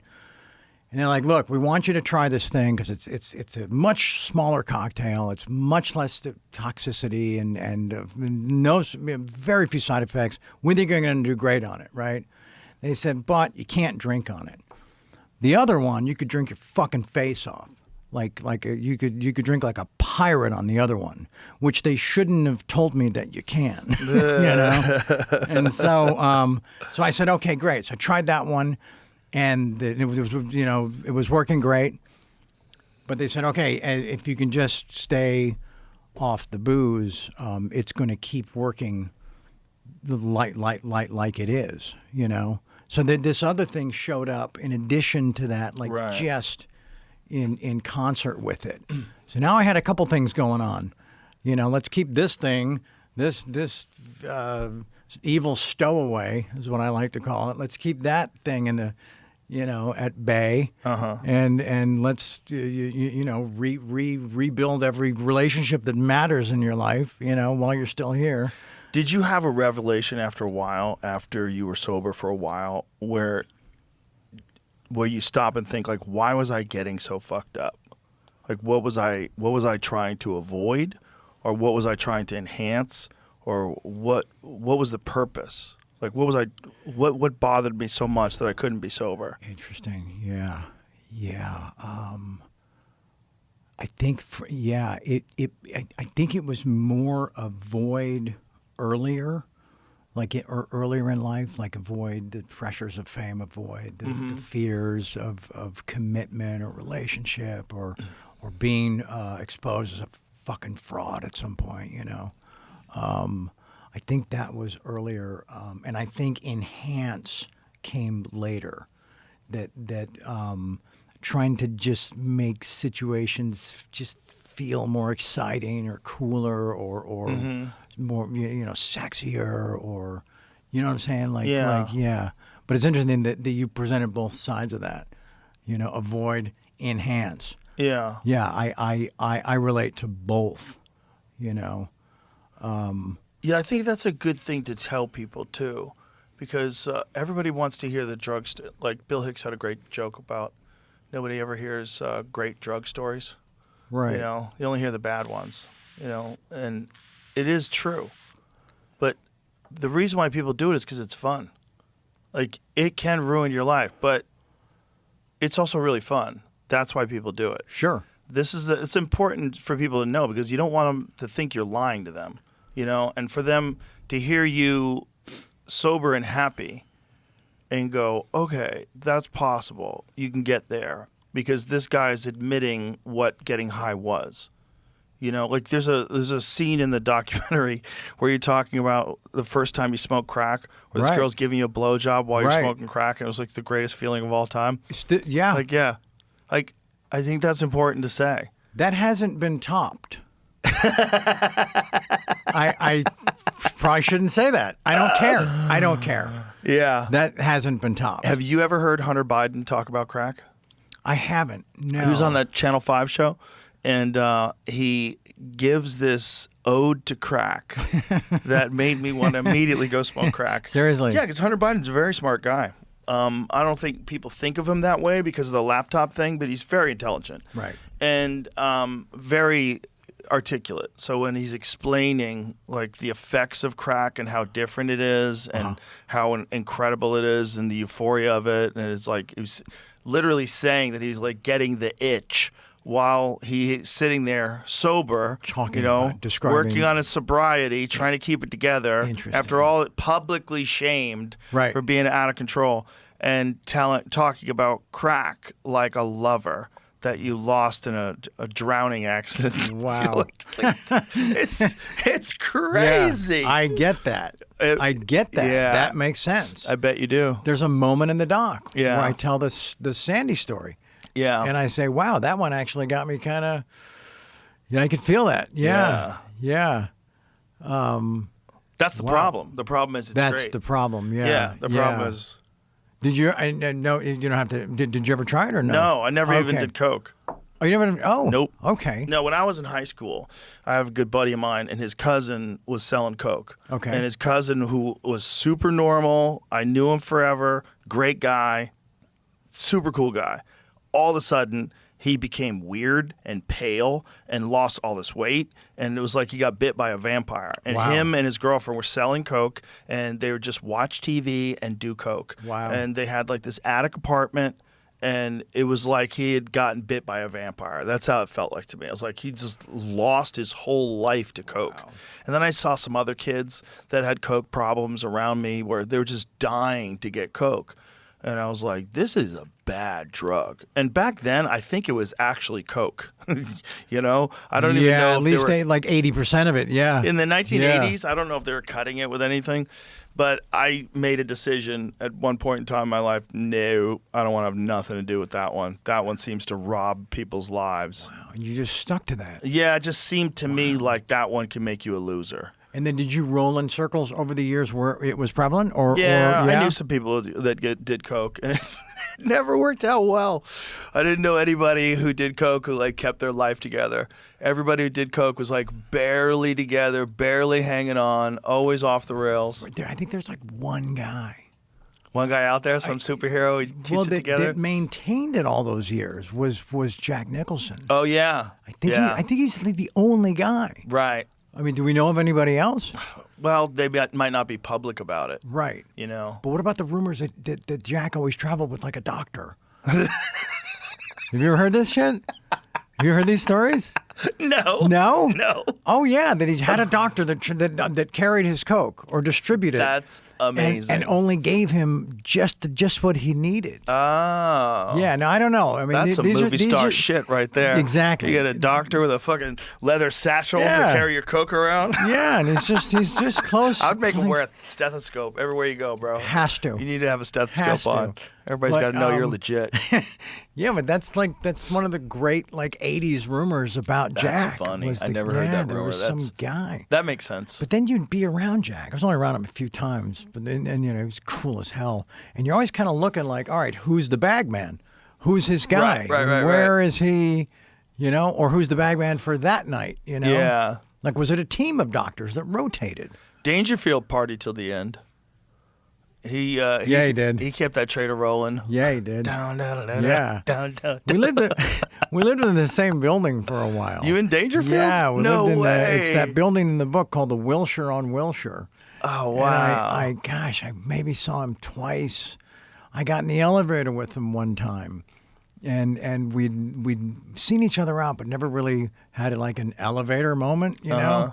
And he goes, "Hey, kid, how you doing? You look great." And he's like, he goes, "Hey, what?" He goes, Look at that. Yeah, Look at that's you guys together with that's a night, Kinnison. yeah. Wow. But in the elevator, Look at Rod. He looks funny just in his photo. Just in the photo, you start laughing. doing nothing. He was so Yeah. good, dude. I can't tell you what happened that night. I don't know where we were, but it looks like the jacket is definitely circa 89, 90. That looks like a backstage something that's on my jacket, right? Yeah, Probably at a Poison concert or something. perhaps. So we're in the elevator. He says, "Hey, kid, what are you, Puerto Rican, right?" And I said, "No, I'm Spanish Irish." And he says, "You don't know whether to start a parade or start a war." And it's like, doors open and he just walks out.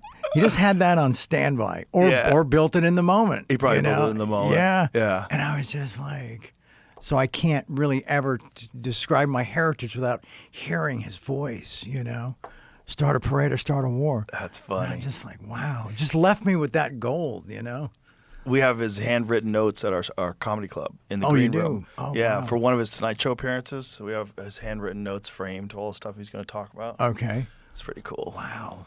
And would he stick to? Yeah. Wow. It's like his jokes, and he had the punchlines for accented bold letters. Oh, seriously? Yeah, he wrote it all out Wow. darker. So yeah. he was super organized. Yeah, about it. super organized. Damn. Well, he stopped doing stand up for a long time, and he was selling aluminum siding.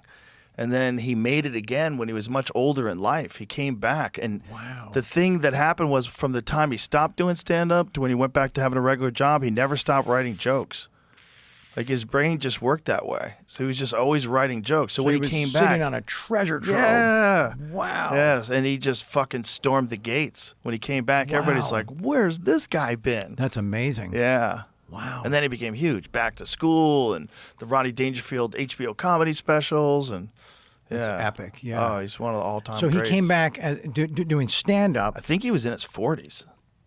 Yeah. Got some heat again, Uh-huh. and that activated the films. Yeah, well, the stand-up, he didn't have any heat before, but when he quit, he was just kind of getting by, doing all right, and got a job, quit. Wow. I think he might have quit for 10 years. Wow. Yeah, and then the whole time he's writing, and then he's like, fuck it, I got to do this, and then got back into comedy. Wow. I hope I'm not fucking that story up, but I think I'm accurate with that. See if you can find it. Make sure that's true. I'm 90% sure that's true. But I know that he didn't make it until he was in his 40s. And I told this the other day, but I'll tell it again.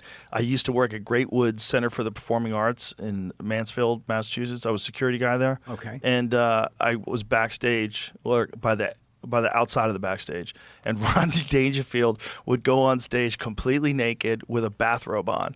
That's what he would wear. And he was wearing a bathrobe backstage with slippers and just walking around. I was like, this guy's wild. Wow. And they're like, he goes on stage like that. I'm like, shut the fuck up. Was it partially closed at least, or it was just wide open? Yeah, it was closed. Oh, He okay. didn't let everybody see his dick. Got but it, if you went in got the it. green room, you were seeing his dick.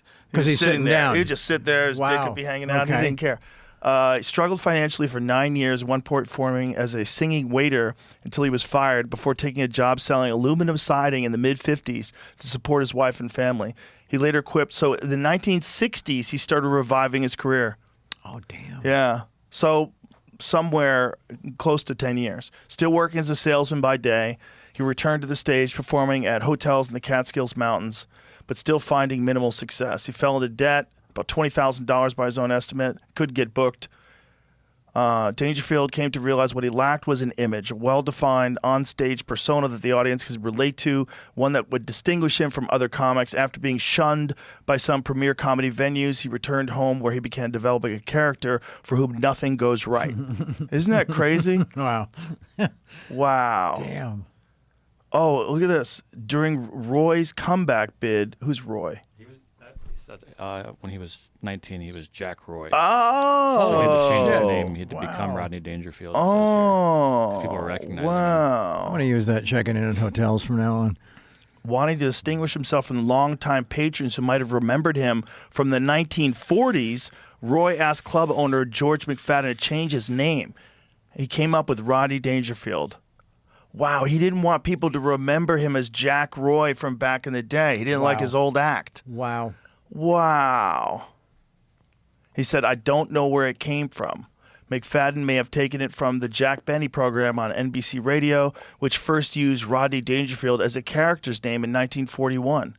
Ricky Nelson also used the pseudonym in a 1962 episode of The Adventures of Ozzie and Harriet. Wow. Huh. That's crazy. Ed Sullivan Show, 1967. Wow. That's when he Vegas. popped again. That's amazing. That's nuts. Wow. Go get him. Yeah. Maybe he didn't know whether to start a parade or start a war. He was a fun guy. I knew a lot of people who knew him. I didn't get a chance to meet him. I saw him once at the Laugh Factor. I ran into him. I said hi, but that was it. I never you- really got a chance to talk But, to so him. you did have a moment. He Yeah, I had had a one moment. Okay. Yeah. Okay. He was just leaving the stage. He was outside, Oh, and he awesome. had some Thank you. hot MILF with him. Awesome. Thank you. I was like, you go, Rodney. Why not? Why not? I think it was probably his wife. His wife is who donated us these handwritten notes and also the photograph of him too. It's pretty cool. It's just there's a few guys like that without them you always wonder like where would comedy be? Like where would it ever turn up? Like so many people like Pryor and him and Lenny Bruce, so many people that just like changed everything. Carlin? Carlin, Yeah, So yeah. many people just changed. Kinnison, Sure. they just changed the whole thing. But Dangerfield was one of the rare ones that introduced new comics to people. Like those, that's where everybody found out about Kinnison. That's where everybody found out about Dice Clay, Don Herrera, Right. Lenny Clark. All these guys, Robert Schimmel, they all started out on the Rodney Dangerfield HBO comedy specials. Wow. Yeah. So he would have like He would like a- have his favorite comedians. He would just have like a show where he would like introduce his favorite comedians. But he'd have to scout them at the clubs. Yep. He would go see them. So he'd just go out. And he had his own club in New York City, Okay. Dangerfield's. Okay. Yeah. Wow. But he was, he was interested in promoting comedy too. He was just a fucking amazing guy. It's such a cool moment you had with him.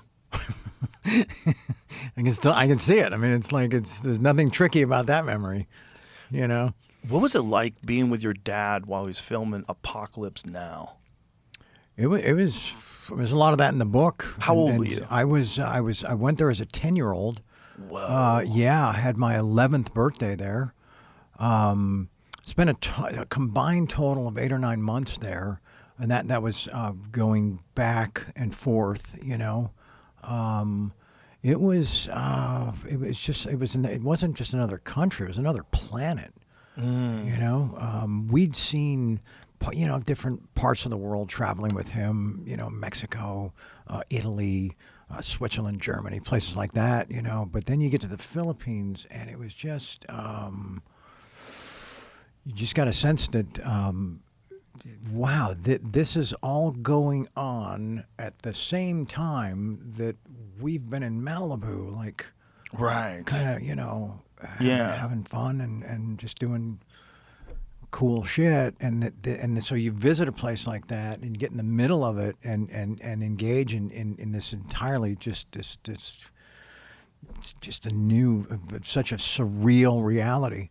And then, oh, wait a minute, they're here to make a movie, and it's about a film that it's a film about a war that barely ended like a year ago, right? Yeah. 14 months ago. When did Saigon fall? It was 75, right? I think so. Yeah, and it was like right at the tail end of it. And so, yeah, it was. We were able to do enough stuff like recreationally. There was a lake, and you could water ski, you could fish, you could do those kind of things if you didn't want to go to the set with Dad. But once you went and saw the set where Dad was, you didn't give a fuck about water sports or fish or anything, because what they'd built and what they were trying to create was mind blowing. Because Coppola built Kurt's compound out of practical materials. It wasn't like like plaster covered chicken wire and rebar. These were like 2-ton boulders. Yeah. They brought in and started stacking in the jungle, and then a lot of it would start sinking. Couldn't build a foundation in a riverbank, right? Right. But then just the mix of people and the talent, and Dennis Hopper and Brando and Duvall and it was every day felt completely unique. You'd go to the set and you were going to see something completely different than what you saw the day before. It was wild. Wow. Yeah, and I gravitated towards this gentleman named Fred Blau, who I mentioned in the book. He was the key makeup artist, FX guy. And so he was building all the prosthetics for all the carnage you see in the movie. So I'd walk into his shop and there'd just be arms and legs and heads, but I knew it was all fake, Yeah. So as a 10-year-old, when you start seeing how it's made and so gore, I think I write in the book, was never gore in movies. Was never emotional. It was technical. But still kept me really curious about how it was done and just the artisans behind it that could create those effects. How long were you over there for? A total of 8 months. Wow. Maybe 9. Yeah, and it was at 3. 10 years old. Yeah, it was 3 at first. And then maybe 4 at first, and then we went back, and then Dad has the heart attack, and then we went back and stayed for like another 4 months. Yeah. So, yeah, it was, and people say, so, growing up on sets, you must have like dreamed about being an actor. And I'm like, yeah, until I got to the set that almost killed my dad. That's not a job you're just going to like wrap your arms around and say, when can I start? Yeah. But it also, just the scope of the filmmaking was really exciting, and I didn't really understand it as a 10 or 11-year-old,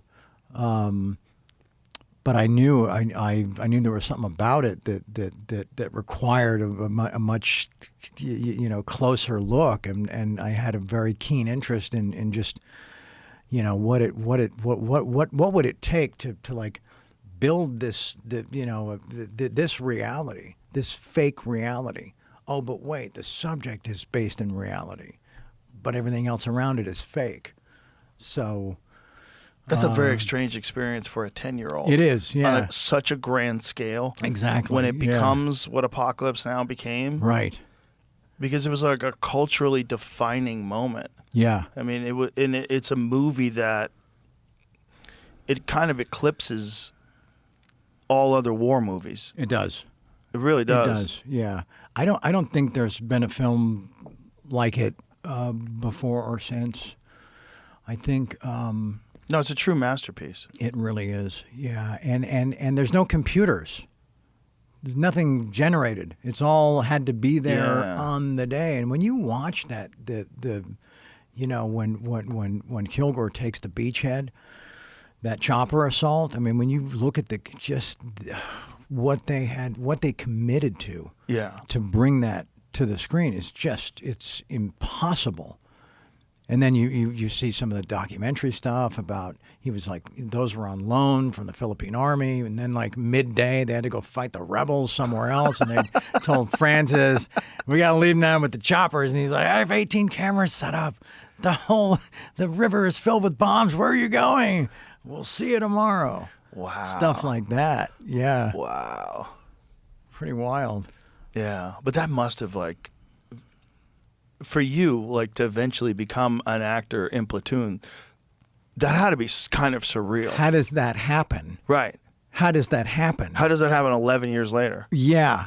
Right? Or 10. Yeah. Yeah, because I did Platoon at 20. Right. Yeah. So how do I go back to the same country 10 years later? 10 years later with the same subject, right? Right. Narrate the fucking thing, and then it's elevated to be on par with the one. Yeah. It's one of the only films that gets mentioned in the same breath as Right. Apocalypse Now when it comes to Right. war films. Yeah. I'm a much bigger fan of Apocalypse than Platoon, and that is primarily about just the scope and the complication and just what, difficulty factor. Yeah. Difficulty factor. Well, it took forever, It took right? forever, yeah. How many And then years did it take? It was like 8 or 9 years, right? I don't know when Francis conceived it. It came out in 79. I think did it come out in August of 79? How many? Let's just Google how many years. August 79. How many years did it take to make Apocalypse Now? Because I think it went way over budget. Oh, right? it did. Oh, yeah. And by today's standards, that's like that's like a Fox Searchlight budget. Right. And Lawrence Fishburne was like what? How old was he at the time? He started the film at 14. But Photography started March of '76. And it came out in 79. Originally due to be released on Coppola's 38th birthday of April '77, so it took 2 extra years. wow. And imagine So when was it? When did the project start? I mean, varying times of discussions. Casting started February '76 is when Steve McQueen dropped out. So it's not as many years as I thought it was. They shot with Harvey Keitel for a few weeks as Willard. Did you know that? Really? No. Yeah. And then Francis he made the wrong choice. Oh, wow. Harvey was doing it, whatever he could, but Francis just saw it differently and had met Dad during the Godfather auditions and said, "Let me meet with Marty." Wow. You can tell people that don't really know my dad that well, call him Marty. I run into people in the street, and they're like, "Hey, give Marty my best," and I'm like, "Who the fuck is Marty?" People call him Martin. No, they know him better, Well, people that pretend to know someone always like to throw a Y on the end of it. Makes it like you're tight. Interesting. Yeah. So I would be like Chucky. You're still Charlie. Right. But I would be like Joey. Joey, my Yeah. gosh. I could never think of you as a Joey. Yeah. No. But imagine this with Apocalypse, so I spend that much time, there's all that shit that happened. I even brought home like props and things, severed hands and Ifugao jewelry and all this cool shit, right? And all these great stories, and then didn't have anything tangible to back any of it. I mean, Mom took a lot of photos, but like nobody could go to the theater Right. and then see, oh yeah, Charlie talked about that. Oh yeah, he was there that day. Right. Everybody had to wait. And when you're that age, waiting 2 or 3 years, like waiting a decade, right? Mm-hmm. So that was kind of a trip. But when I saw it at the Cinerama Dome in 70 millimeter, and it's like, man, when those choppers, when you hear them, when you hear just they're all around you. A film will never open like that again, and have that kind of an impact. Did you see it at the Dome when you first saw it? No. I don't remember where I first saw it. I first saw it, I think, on a regular TV at home. Oh, shit. Okay. Because I was too little to watch it in 79. Is that what it was? Maybe I saw it when it came out on HBO or something like that Got for the it. first time. But when I Okay. really got into it was when I got a home theater and I got surround sound and I got Apocalypse Redo, the Wow. Apocalypse Now Redo, Okay. the newly mastered one. Got it. Okay. It's fucking So sensational. you finally had that experience. Yeah. Oh Yeah. my god, it Yeah. was so good. I was like, this movie is wild. It's so well done, and it's just so epic. Like for you to have been there live while they were putting that together, and then to see it all pieced together. And I mean, that had to be an insane experience. Well, and a lot of it was a surprise seeing it on the screen. Because, like I talk about in the book, not so much in the doc, it was hard to get close to the action on Apocalypse because of the way the sets were constructed, because of the way, Francis had everything lit. It was super claustrophobic, like in, Kurtz's Temple and Compound and places like that. And it was also fucking dangerous to be on that set. Right. You know what I'm saying? Snakes and shit and, Yeah. and just like a lot of weird people, and so... yeah, Francis was just like, come one, come all, Wow. But yeah, so then it's like I wasn't there for any of the chopper assault. I could see Hopper at a distance in that outfit with those cameras walking with Dad. I couldn't hear what he was saying. So to then see that scene where, Dad first steps off the boat at the compound and Hopper has that incredible monologue. Yeah. You got the cigarettes. That's what I've been dreaming about. And it's just like, so to have that kind of, that to have been there that long and still be a completely fresh cinematic experience was a trip. Did you ever get imposter syndrome, like when you were doing Platoon? Did you ever get like, how the fuck am I here? Because it's so quick between you being 10, Right. being in the jungle while they're filming Apocalypse Right. Now, to you starring in Platoon. Had you settled into that? Or were you ever like, how the fuck do I deserve this? One of the things that John Cryer says in the documentary thing about Right. he might be onto It's something. very insightful. Yeah. It's very insightful. Yeah. He said that you probably feel like you don't deserve all this, so you Sure. fuck it all up. Sure. He's not wrong. But, and then I had a comment in some interview the other day, and I said, well, what the fuck, John? You could have like laid that on me like, a couple decades sooner, man. Great advice. However, A little late. yeah, Yeah, but you can't tell anybody that. They have to kind of figure it out. they do. But the thing about Platoon and when it happened, the good news is that I had done enough film work, not like super memorable films, except maybe parts of Red Dawn I think are pretty memorable. Just, what the film kind of was, what it stood for, what it was about. I think parts of Bueller were kind of memorable. Ferris Bueller, right? Sure. But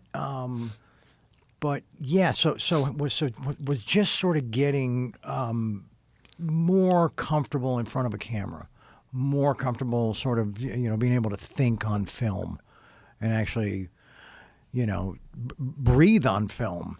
I know that sounds kind of like actor schmactery, but it's actually a thing because you talk about controlling your breath in every other area of life. Sure. Right. And Yeah. it's the same is true as an actor. Yeah, for sure. Even doing the show, even doing 2.5 for that first scene, I was usually off. I was usually like about to make an entrance from somewhere, and I'd be back there and chain smoking, Marlboro Reds, and just trying to figure out the first scene. But then when you'd hear the stage go quiet, right? Someone yells, speeding, sound, market, and then if I could get that last breath to go to the bottom, I knew this first take was going to be awesome. When the breath stopped about like at the sternum, I was fucked. Shallow breath. Yeah. Yeah. 'Cause then you can't, then you're chasing, then the thing, Yeah. and then that first take is just a pancake, which sucks because that's the first time the audience is going to see it. Right. You kind of want that one to be, Yeah. if there's a cute girl in the crowd, that's the one you want her watching. Yeah. Not the second one where she's already heard the fucking jokes Right. and now you're just doing whatever. Right. Now you're like, oh, this show sucks. Exactly. Yeah. Yeah.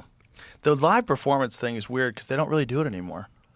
I mean, I don't think there's very many shows that still do that kind of a sitcom in front of a live audience with multiple cameras. There's very few. I think Tim Allen's show still does. What is that on? Is that on Fox? I think it's ABC. Yeah. So he still does a traditional Yeah. multi-camera Yeah, because live a audience. guy I worked with, a friend of mine, is on that writing staff. God, they used to be Yeah. all over the television. I know. There used to be tons of them. Oh, I think Chuck's new show on Netflix. It's called Lorraine. Shit. Leanne. Yeah. I think that's a live audience. You know. Okay. So they're still doing some of them that way. Yeah. They're fun. It's fun when it works, you know? Yeah. It's like it's a missing genre in today's culture. You're right. It You're used right. to be most of what was on late at night. Exactly. Or at nighttime. You're right. When you got done having dinner, you Yeah. would sit down and watch Friends, or you would It's- sit down and watch Seinfeld, or Two and a Half Men, or, you know. Comfort viewing. Yeah. Yeah. Yeah. For sure. Yeah, we my family binge watched Big Bang Theory. I never watched it when it was on the air. We binge watched it. Seriously? Like, it's a good fucking Wow. show. Yeah, it's a funny show. I they were- dismissed it. I was like, it's a corny sitcom. Bullshit. It's a good show. Right on. Solid show. Right on. Yeah. That kid, that young man, Yeah. Jim, right, had some of the most complicated dialogue that anybody's ever been saddled with ever. Yeah, he's the first autistic star of an action show or of a sitcom. There you go. Yeah. Yeah. Like, where you're kind And- of celebrating his emotional disconnection. Yeah, but delivering it like Yeah. Rain Man, you know, perfect. and just with nailed it. laser precision. Yeah. Yeah. It's a really well written show. It's very funny. That guy Chuck Lorre's how many fucking hits? That guy's had a ton of hits. yeah. Maybe Yeah. more than anybody. Probably. In the sitcom world? Probably. Yeah. Yeah. Yeah. They Glad were. you guys are friends again. Yeah, so am I. So am I. No, that sucked having that out there. Yeah. You know. I did finally actually remember that fucking thing, and I'm not gonna. Oh, okay. What is it? It's the other component to that frickin' tour, to that meltdown, to that thing. There was a moment when I was only in rehab for like, I don't know, 3 weeks or a month. It wasn't like one of those extended stays. It was just like a, Right. you know, just like a Quick little tune-up. like a spin dry, whatever they call Right. it. And I got the call. We want to renegotiate the giant contract for season 8 and 9. You know, and I was on the phone. I said, I don't think so. And they're like, what? You don't think you're going to get paid? I'm like, no, I don't think we should do it. I think 7 is like, you know, Mantle wore 7, some other cool 7s. You know, I don't think. I think 7 is like plenty. I think we've told all the stories that we can mine from that Malibu house on the beach with those people. And they're like, no, you don't understand, man. This is when it turns into like a legacy play for your fucking kids and their kids and And then the part they always leave out is and our cut. Yeah. And our fucking cut. Yeah, that's the big part. Yeah, That's and why they're on the phone. Yeah. And I said on the phone, and Mark and I have talked about that. I talked to Mark Berg, my manager, and I said, Mark, if I go back there, man, it's going to go really fucking bad. I just know it. He's like, well, you're projecting that. I said, I'm not projecting shit, man. I'm just smart enough to know how I feel about it now. Got a little bit of clarity in this month I'm in the thing. I said, if I go back there, I got a bad feeling, Mark. Why going back to work would send you off the rails? Just that I had run up against a thing that I had lost passion for the show. I'd lost passion for the process. Okay, so that if you went and just did it just for the money, you would find some ways to stimulate yourself. Exactly. Oh, yeah. Yeah. Yeah, that I would have to do something to enhance. I said that about a lot of guys that got caught on shows that sucked.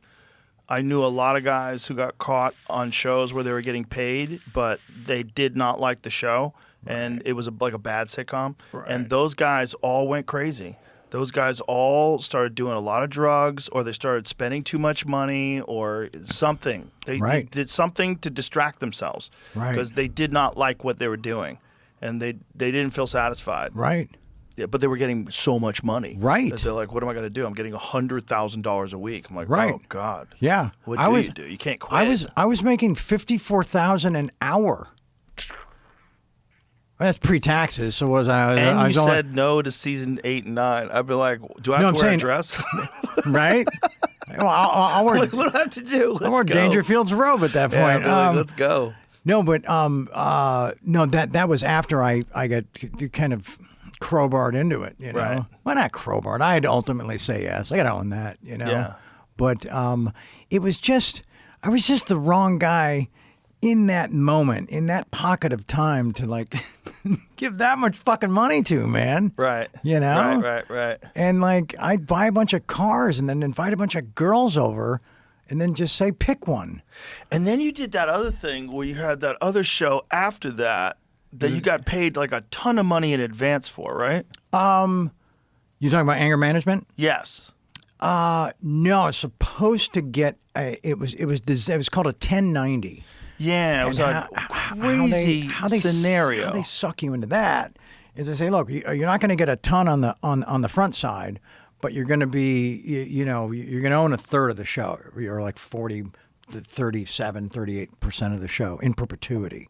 So we're going to do 100 episodes, and it's the South Park model. That was the first 1090 that really just blew it up, and everybody got fucking rich. So you do these 10 episodes. You do a 10-episode pilot. And then if the average number of those 10 episodes comes in at like, I don't know, at like above a 4 or like a 5-1 or something, that it's like a share, right? Mm-hmm. Then it activates the next 90. And so then you're doing those 90 to have a sellable syndication package that will just go all over the world and do what syndicated sitcoms do. And so you've done it, and when you say not a lot on the front side, you're still getting $1.50 an ep, 200, that's pretty good money, right? But it's not, but you kind of eat it on that side, knowing that it's an investment for the other thing to pay gangbusters. So you did the 10 episodes and then you got to do all of them. Yes. So you wound up doing 100. Yes. But you did them in a short period of time, 2.5 years. That's crazy. I know. Yeah. That's and crazy. I was not ready to go back to work. Yeah, and that's the thing I talk about in the book. The only reason I did because I wanted to show those guys across town that I was hireable again. Right. And that is not any mindset to like lead the troops. That was fucking, and it again it started pretty cool. I did the 10. I was great. Doing some pretty good work, and the shows were smart and funny, and then we got into that 90, and it was about 20. No, what am I saying? Is probably like 9 or 11 into it, I started feeling exactly the same shit that I felt on 2.5 Men. Going past that point. I knew my enthusiasm and passion had an expiration date. You couldn't manufacture it? I tried. But I couldn't. I didn't like the show enough. I love the people I was working with. From the writers, the crew, to the actors, they were terrific. You didn't like the final product. I didn't. Yeah, and I didn't. I stopped caring. But I still, had enough dough to keep the lifestyle and all that other fun shit going on, and just stayed way too fucking high to really engage in this thing. I was doing this thing, Joe, where I was partying, hitting the fucking pipe, either girls or porn or both or whoever showed up. Yeah, hey, come on in. Come on in. There's plenty to go around. And then there's this thing, I think I felt like I was time traveling from like 1 a.m. to like 7. Felt like 11, 15 minutes. Whereas, 9 to midnight felt normal. Wow, we had plenty of time to do everything.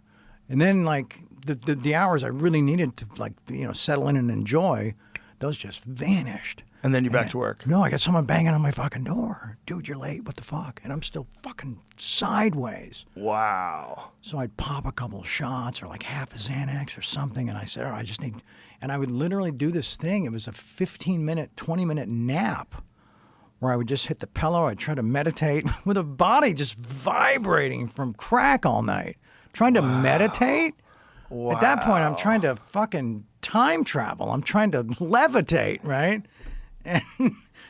But I could feel, okay, I've generated some calmness. And then I would hit the shower, and I'd be in the shower, and I'd say, okay, I only have to navigate from this shower to the next shower. And that's about 11, maybe 12 hours. It was a shower to shower. Remember that commercial like in the 70s? Wasn't there a fucking like a deodorant or something shower to called shower to shower? Yeah, like so it lasted from one shower to the next. Yeah. So I'm trying to last from one shower to the next, man. No shit. And then, but I'd get to work and then have that midday drop off. And I wasn't hitting the pipe at work, but I needed to keep some fuel in the engine. So I'd start drinking, and then, man, people look at sitcoms and like, oh, they're out there having a fun time. Man, it is super fucking complicated. Well, you've done them, right? It's like a dance, isn't it? It's like a choreographed thing, and so it is hard enough to do and to do well, completely focused and with all your shit intact, right? You start getting over here and trying to be that specific. Just with marks, with jokes, with timing, with other people.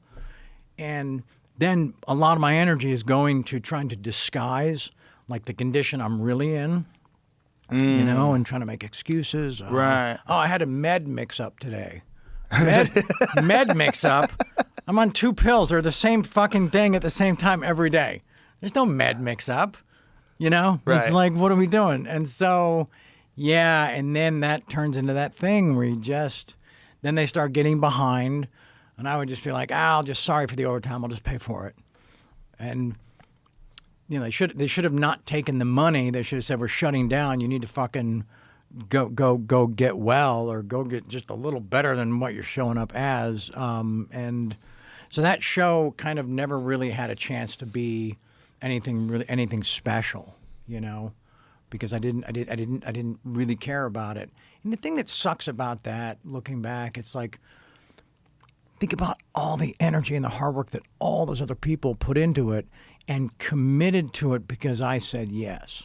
Right. And there's a bunch of people that were rooting for you because they saw what happened with 2.5 Men. It was a big public disaster. You leave. Is his career ruined? Oh, no, look, he's got another show. Oh, Charlie's back.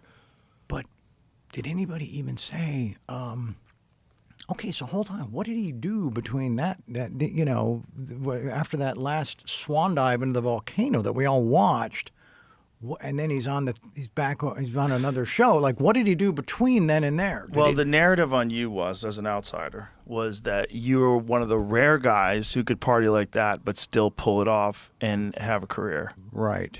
And I think your ex-wife had said that she never worried about you. You would always land on your feet.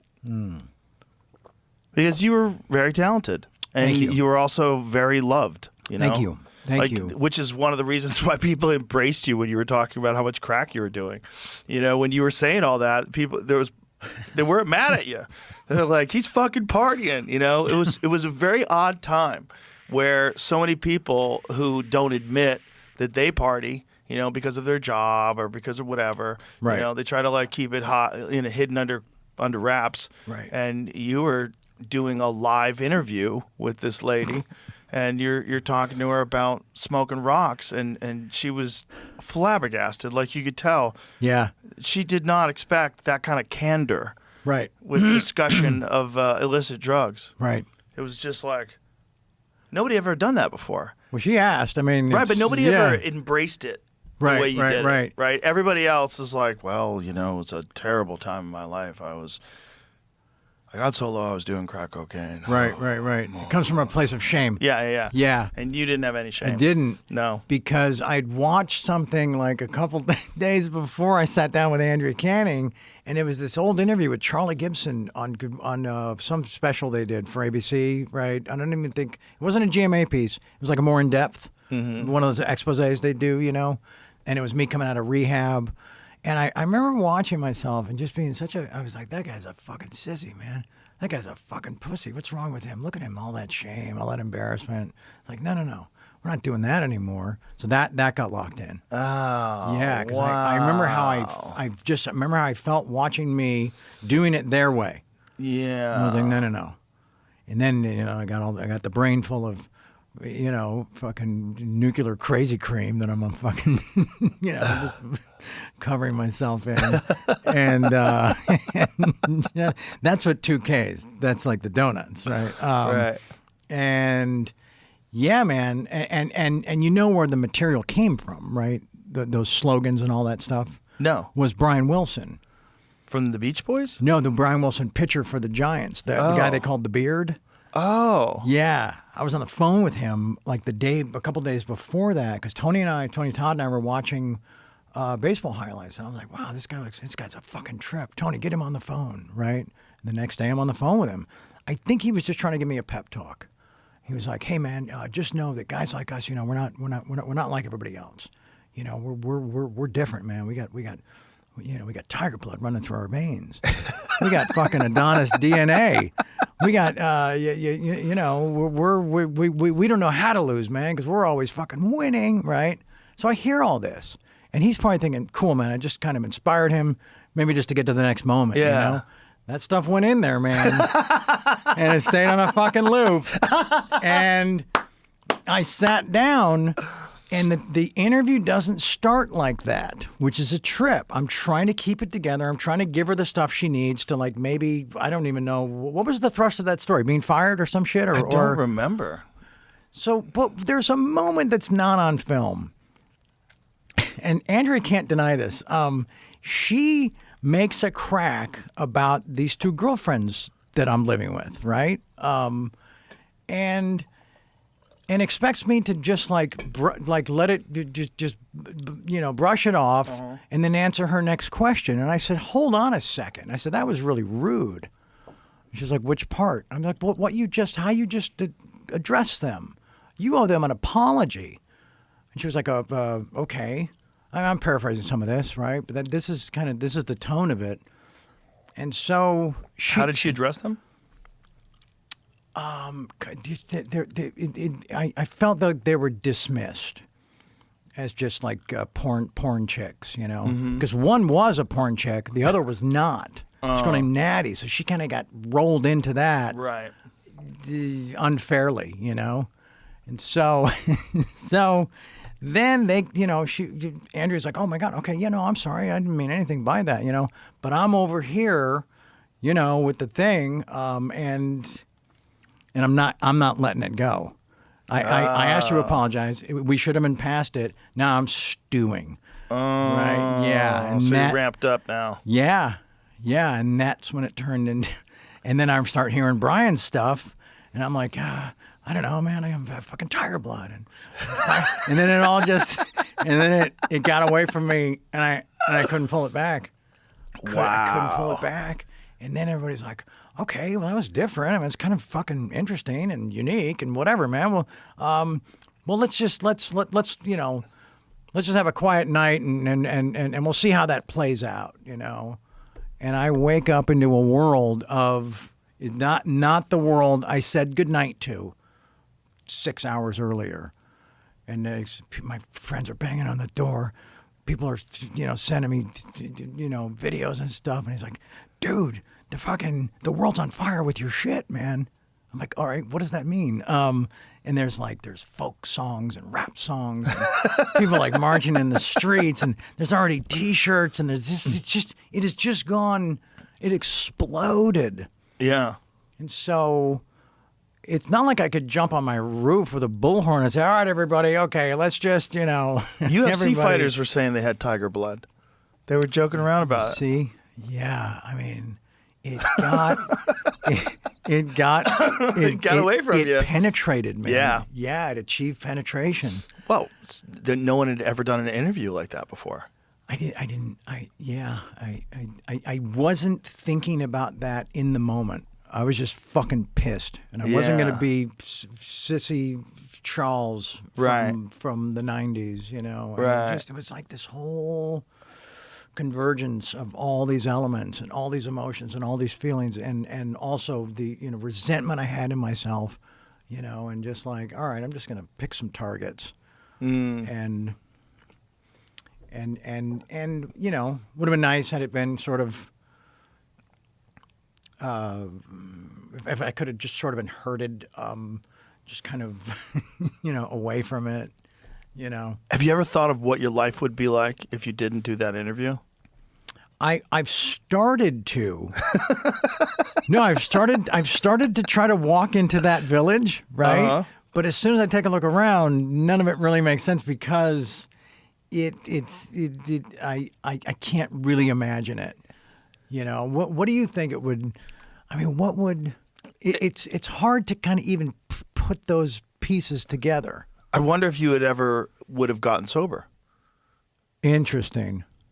You might- mean today's sober? Yeah, today's sober. Yeah. You might have had to have that complete chaos, tailspin, free fall crash Right. publicly. Right. To just eventually gather your shit together and go, okay, Right. all right, time to learn and grow. Right. Obviously, that wasn't smart.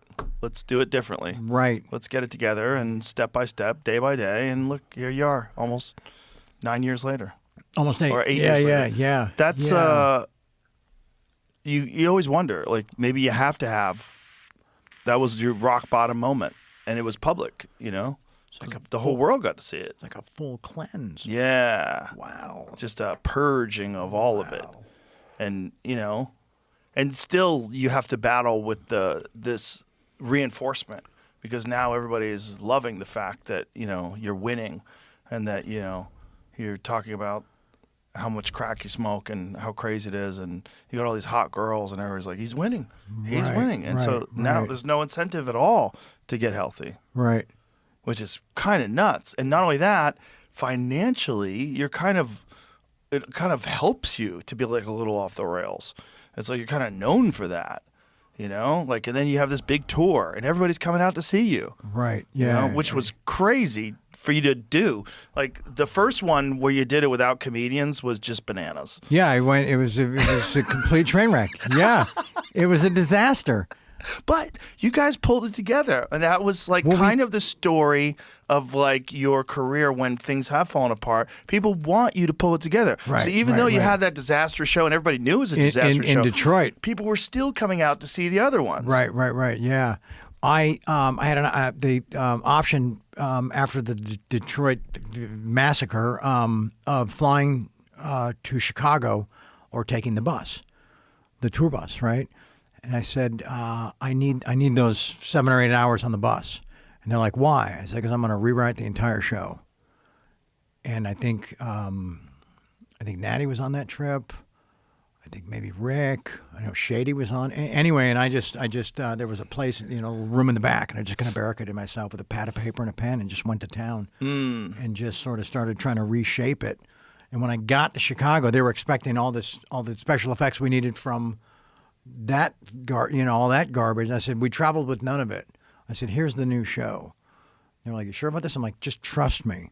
And unfortunately, that's the night where it got applauded and kept the train on the tracks was Chicago,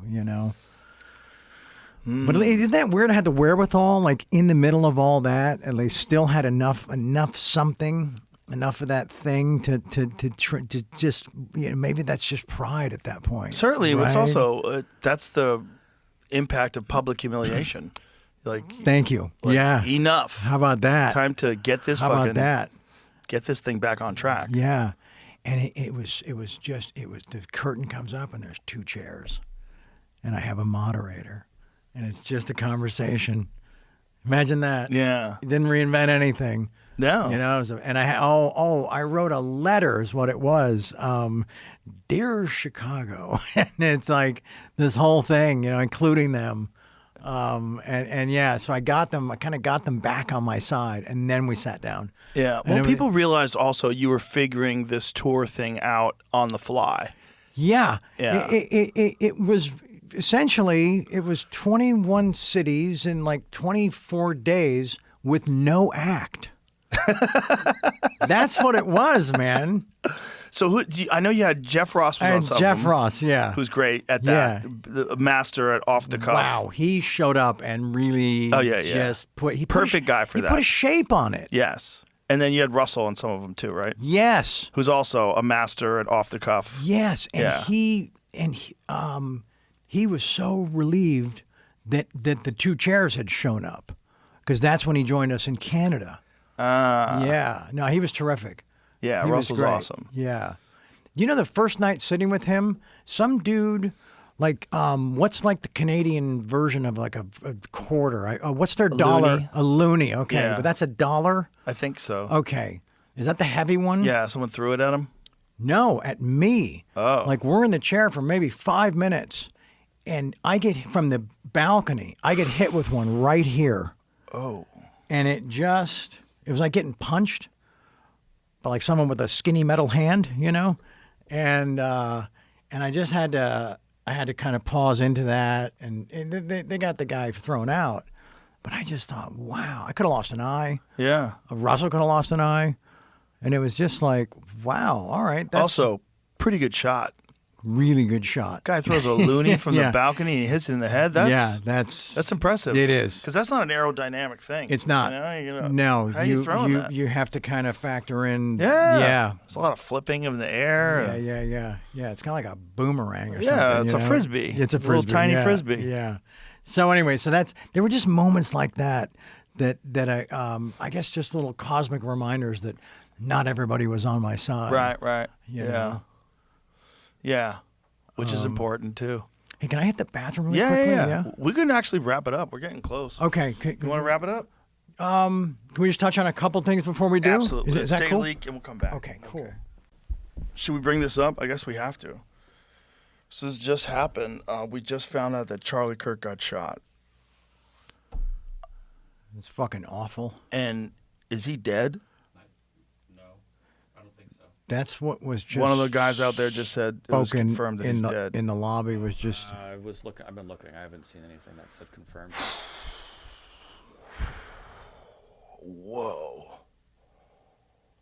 murder for having a different opinion from somebody else. Yeah. Different ideology from somebody else. Yeah. Yeah. I mean, I don't know. Beliefs that didn't Who did align. it or- Yeah. I'm He's sorry? dead? Yep. Rest in peace. According to Fuck. Fox News. Jesus. 27 years old, maybe? 30? Do they even have a suspect? I don't know. Well, that's why I'm literally trying Wow. to track it all on Twitter, and it's all. Fuck. Nobody deserves it. He doesn't deserve that. Nobody deserves that. So were you saying that MSNBC had a crazy take on it? Mm-hmm. What was their take? I mean, I'm literally just reading Twitter, so I didn't see the video. I just saw people talking about tweets of it. I'll pull it up though. Let me see. Fuck. And even now, they could have taken it down. It was a tweet or a video? I'm doing the show while I'm trying to figure. Right. it out. No, I understand. I think they were live on the air, and people clipped what they were talking about.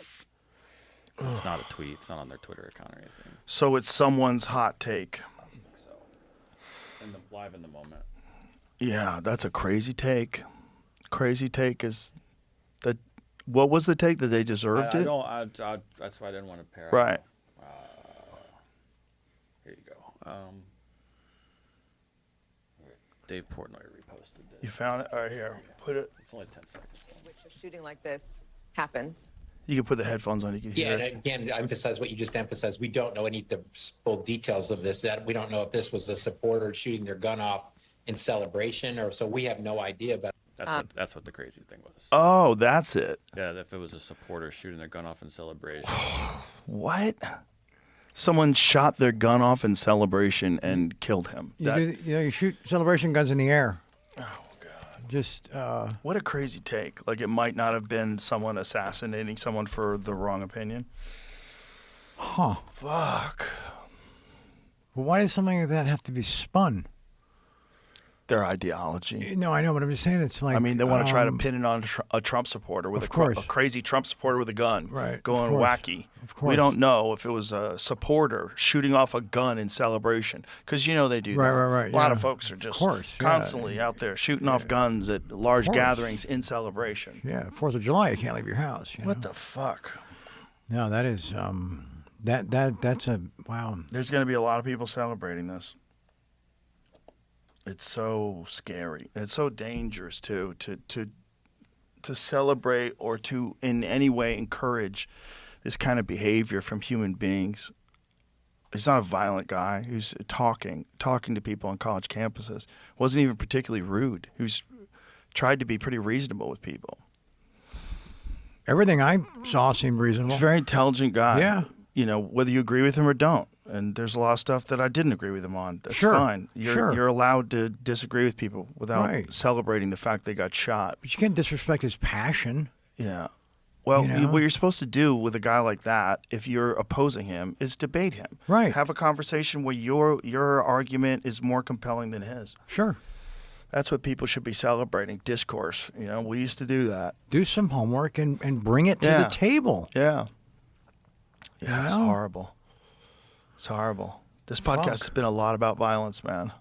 It has, but not this kind. No. I'm sorry, not something so in the moment right now from someone this current. Yeah. That we see and are you know aware of daily. Mm-hmm. Right? Yeah. I mean, he's one of those young influencers, right? This time from the right, who is all over social media, always doing these various shows and debating people and talking to people and giving speeches. And sure. Yeah. No one deserves this, folks. No one that has different opinions. No one deserves that. No. This is horrible. No. But I know people are going to celebrate it because this is a fucked up time, and people have really fallen into this trap of us against them. But it's also going to make people not want to be as courageous or not want to be as forthright with the things they believe. It's going to put people on guard. It could. It could also could. It could do the opposite. Yeah. I get that, but there's also going to be that sort of Self-preservation. ingrained thing now. Mm-hmm. You're correct. Yeah. And you know, and just going through the whole New York thing. I just sometimes there's a crowd and it's all love. It's all love, and all they want is your signature or a photo or this and that. But there's so much of those moments where you're spent looking down. Mm-hmm. You're looking down the entire time. Yeah. And I don't think anybody wants to shoot me. I don't think that's kind of out in the world, right? No. But it's the type of shit that just lives in the back of one's mind. Yeah. Because how could it not? How could it not? And then the thing like today. And you're like, okay, that's why it's in the back of our minds. Yeah. You know? Well, it's, when we were talking about assassinations earlier, whether it's Kennedy or RFK or, you think of him in the past. You think of him like, when something happens in the current, like right now with this one with Charlie Kirk, it doesn't seem real. No. It seems very surreal. It does. It seems like it does. It's going to take a long time before we reference this as something that happened. Like remember he got shot and killed. Oh yeah. Like right now, it just doesn't seem real. It seems so crazy that it's not registering. It's not. No. Is he a friend? No, I met him once. Okay. I met him once at a gun range of all places. Wow. Wow. Yeah. He was a nice guy when I met him. Wow. It's a fucked up time. People are so divided in this country. So divided. And there's so many people that love it. They love that we're divided, and they profit off that division. And they stoke the fires. And they do it for their own profit. And it's so fucking gross. It's so gross. And to encourage this kind of thing is really one of the most horrific things that you could do after someone dies horribly like this, is celebrate.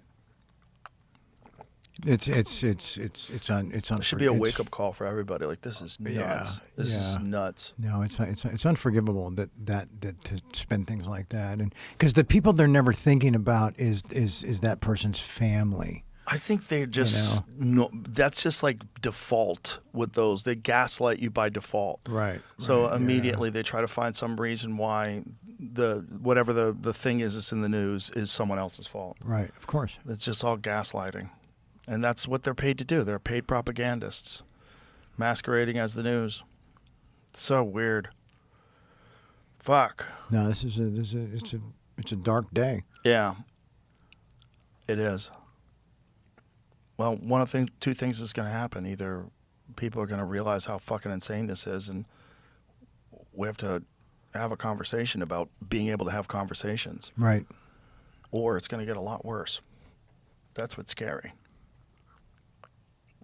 Scary is this could spark off some kind of a real violent conflict. You know, that guy had a lot of fans. Yeah. A lot of people loved that guy. Yeah, I know. And if they find out that he got killed for something that they vehemently oppose in the first place, it could send people over the edge. It could.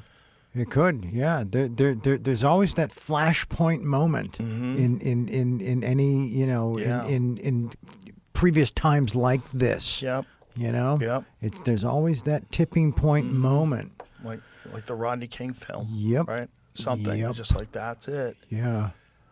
You know, this also highlights just a little bit of perspective, like how lucky Trump was. Oh, yeah. You know? And it's just like Charlie didn't get the benefit of a head turn or a couple of microns or millimeters or, you know? And it's just like, wow, who decides that? Yeah. You know, that is just, there's this The thing. Trump thing is bananas. Yeah. But they then talk it just about. clips his ear. Yeah. Because he makes a reference to something. Yeah. And then it's just, And then it clips his ear, where if he didn't turn his head, he'd be dead. And it would have been on live on CNN. How do we know more about an assassination From 1963? Yeah, than Than we do about the from Trump one assassin? about 8 months ago. How That do one, we- that story's fucked. There's a lot of weird stuff with that story. There's a cell phone that was traveling because of metadata. They know a cell phone was traveling from offices outside of the offices of the FBI in that area all the way to this guy multiple times. Imagine that. He was 20 years old. His apartment was professionally scrubbed. There was no silverware in it. He had no social media presence. He, was regularly training with like military guys. He was regularly training and shooting. Like one guy had remembered him from a range. Right. Like what? He was in a BlackRock commercial. Interesting. 2 years before. Right. Like what? His chosen rooftop is just kind of between the two quadrants that they're assigned to cover. Not only that, it's just a blind spot. The excuse for why they didn't have officers on that rooftop was it was too sloped. The slope was too steep, which made zero sense. Wow. Because he climbed up it. He was fine. Yeah, he did. What the fuck are you talking about? It didn't make any sense. No. Not only that, the one where the snipers were perched had a steeper slope. Made no sense. No. It was fucking nuts. They found that guy walking around the grounds a half an hour before the event with a fucking rangefinder. Yeah. Yeah. If you're not on a golf course with a rangefinder, then you're looking to shoot something. Yeah. That's what they're for. But it's just, man, it's it sucks that to say things like, these are the times we currently inhabit, and that there's nothing that is an absolutely factual statement. Yeah. And it sucks to have to, to exist inside of that. Yeah. Yeah, it's very strange, man. It's very strange. Very strange. It's very strange. It's very strange, and we've talked about it a bunch of times, but it bears repeating. I think a lot of it is highlighted by bots. A lot of it is people are being inflamed online by people that aren't even real accounts. Interesting. See, I don't study any of that. There's a lot of that going on. Wow. I think it's a giant percentage of all online discourse where people are hating and saying mean things about people's political beliefs or anti-Israel things or anti-Palestine things or whatever. I just think a giant ton of that is foreign governments who are running these bot farms. Wow. And it's been proven. They know for a fact. China actually got caught recently. What was this, the Chat GPT thing? They were using OpenAI software. ChatGPT blocked a bunch of accounts from multiple countries that had suspicious activity. Yeah, and they were commenting on like blocking of U.S. aid money and a bunch of different like political subjects. And what they're basically doing is just getting people to fight. Just that's what they want. They want constant fighting, constant like we have to take action. We have to, there's constantly stoking the flames. Right. Wow. So it's not even organic. Some of it's organic for sure, but a lot of it is being enhanced by foreign governments for sure, and probably some of it by our own government. What they did with the Manson family, you think they stopped there? You think some of that kind of stuff isn't going on right now that we don't know about right now because there hasn't been a Tom O'Neill to write a book about it? Sure. And 100%. then we also never know which stuff was the beta test for that specific type of program or that specific type of op to be rolled out. Yep. And like where okay, let's see how they react to this. Yeah. Oh hell. Yeah. That worked like a charm. Uh-huh. Okay, activate more of those, Yeah. Jesus. How do we wrap this up on a positive note? I don't think we can. No. I think it is what it is. It is what it is. I think we just have to deal with that. Yeah. Well, listen, man, it was great to finally actually meet you. This was amazing. It was a lot of fun. Thank you. Really enjoyed talking Thank to you. you. Yeah, no, I think you'll notice now, I always need a few minutes to get warmed up. Yeah. Get settled in. No, you seem cool right off the bat, man. No, You thank had you. Some great Thank stories you. too. Thank Jesus. you. Thank you. Sometimes my brain, like we talked about, Yeah. it wants to go somewhere else when I was trying to. It's amazing your brain works as good as it does considering all the things you've done to it. Oh, that's awesome. Right? Thank you. If you think about Thank it? you. Yeah. There's that part. Yeah. There's that That's a part. big part. Because people are like, hey man, you should get some laser work on your face. I'm like, dude, I'm lucky this thing is still fucking attached. Yeah. So go fuck yourself. You actually right? look way better than you've looked in a long time. Oh, I think. right on. I think Thank you you. look. The sobriety suits you. It Thank really you. does. Thank you. You look really healthy. I took a page out of your book, a very specific page, and if even if it's a rumor, it worked.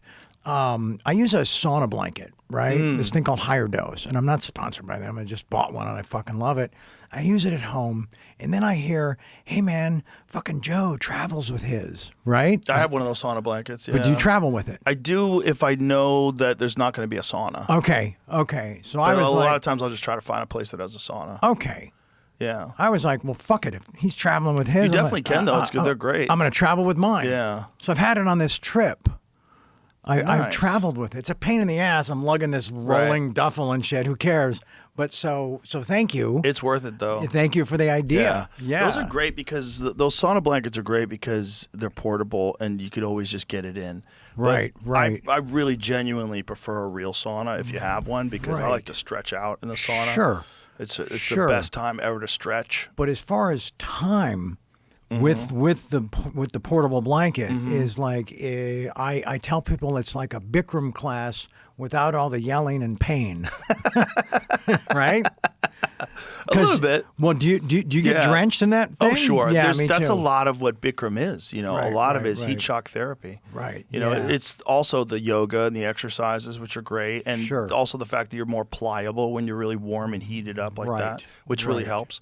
But a lot of what there was actually a study that they were doing at Harvard. I don't know if they completed it, but they were doing it a couple of years back about the benefits of hot yoga and whether they're comparable to the known medical benefits of sauna, which are pretty well documented. And what was the conclusion? I don't know. I have to think it's got to be similar because I've been in both. I've been in a lot of hot saunas and I've done a lot of hot yoga, and because of the exercise, I think you reach very similar body temperatures. Got it. And Got it. your heart rate jacks up because you're so hot, and Sure. you could barely cool yourself off with a glass of water when they let you have a sip. Like Right. in between things, you're allowed to take a sip of water. Yeah. But it's real similar, and it's 90 minutes, which is fucking brutal. Yeah. You can get through a real good Bikram hot yoga class. At the end of that, man, you're you're good. You're gonna have you have a different day in front of you. 100%. Yeah. No, If we all did that every day, it was like how everyone started their day. Yeah. The world would be so much more peaceful. Yeah. Yeah. No, you're right. It really would. Yeah, it really would. It'd be a much, much, much better Sure. place. And you don't have to fucking do anything hard in the gym. You don't have to lift weights. You don't have to punch the bag. All those things are great. But just do a hot yoga class for 90 minutes every day. You will live in a different world. Yep. 13 up, 13 down, right? Yeah. You will live in a world of kindness and sweet people and hello, friend. Right. Because you've already put yourself through something that nobody else can deliver the rest of the day. Yeah. They can't deliver that kind of pain you just inflicted on yourself. And it's a constant battle to see if you can use 100% effort. Exactly. You're constantly battling. Can I hold this pose for 15 more seconds? Yeah. Yeah. And there's no cheat zone. Exactly. There's no, you can't. Right, and because you're always doing it 100% of what you can do. Right. Yeah. Yeah. No, I was going to his studio on like Rexford in the early 80s. Oh, wow. Yeah, man. We were with that original crew. Wow. Yeah. There's one thing that was really cool. Kareem was in there. Kareem Abdul-Jabbar? Yeah. Wow. And you know, a lot of the stuff with the arms above the head, he can only go about here because of the ceiling. Yeah. I would come in late sometimes and Kareem would already be in there. And so his shoes would be like next to his locker. So I would put still wearing my shoes inside his shoes just because I just had to. I mean, it's cool as fuck. It's Kareem, right? And so, but then Quincy Jones was also in there, right? And so the mirror, you could see the front desk where you check in behind you. Like you could see it, but it was behind us. We're all facing forward. And for about a 6-month period, you know, Quincy's in the little Speedos. And he's giving it his all. He'd be in the middle of like the standing bow or the frickin' head to knee or something like a triangle or something really complicated. And he'd stop.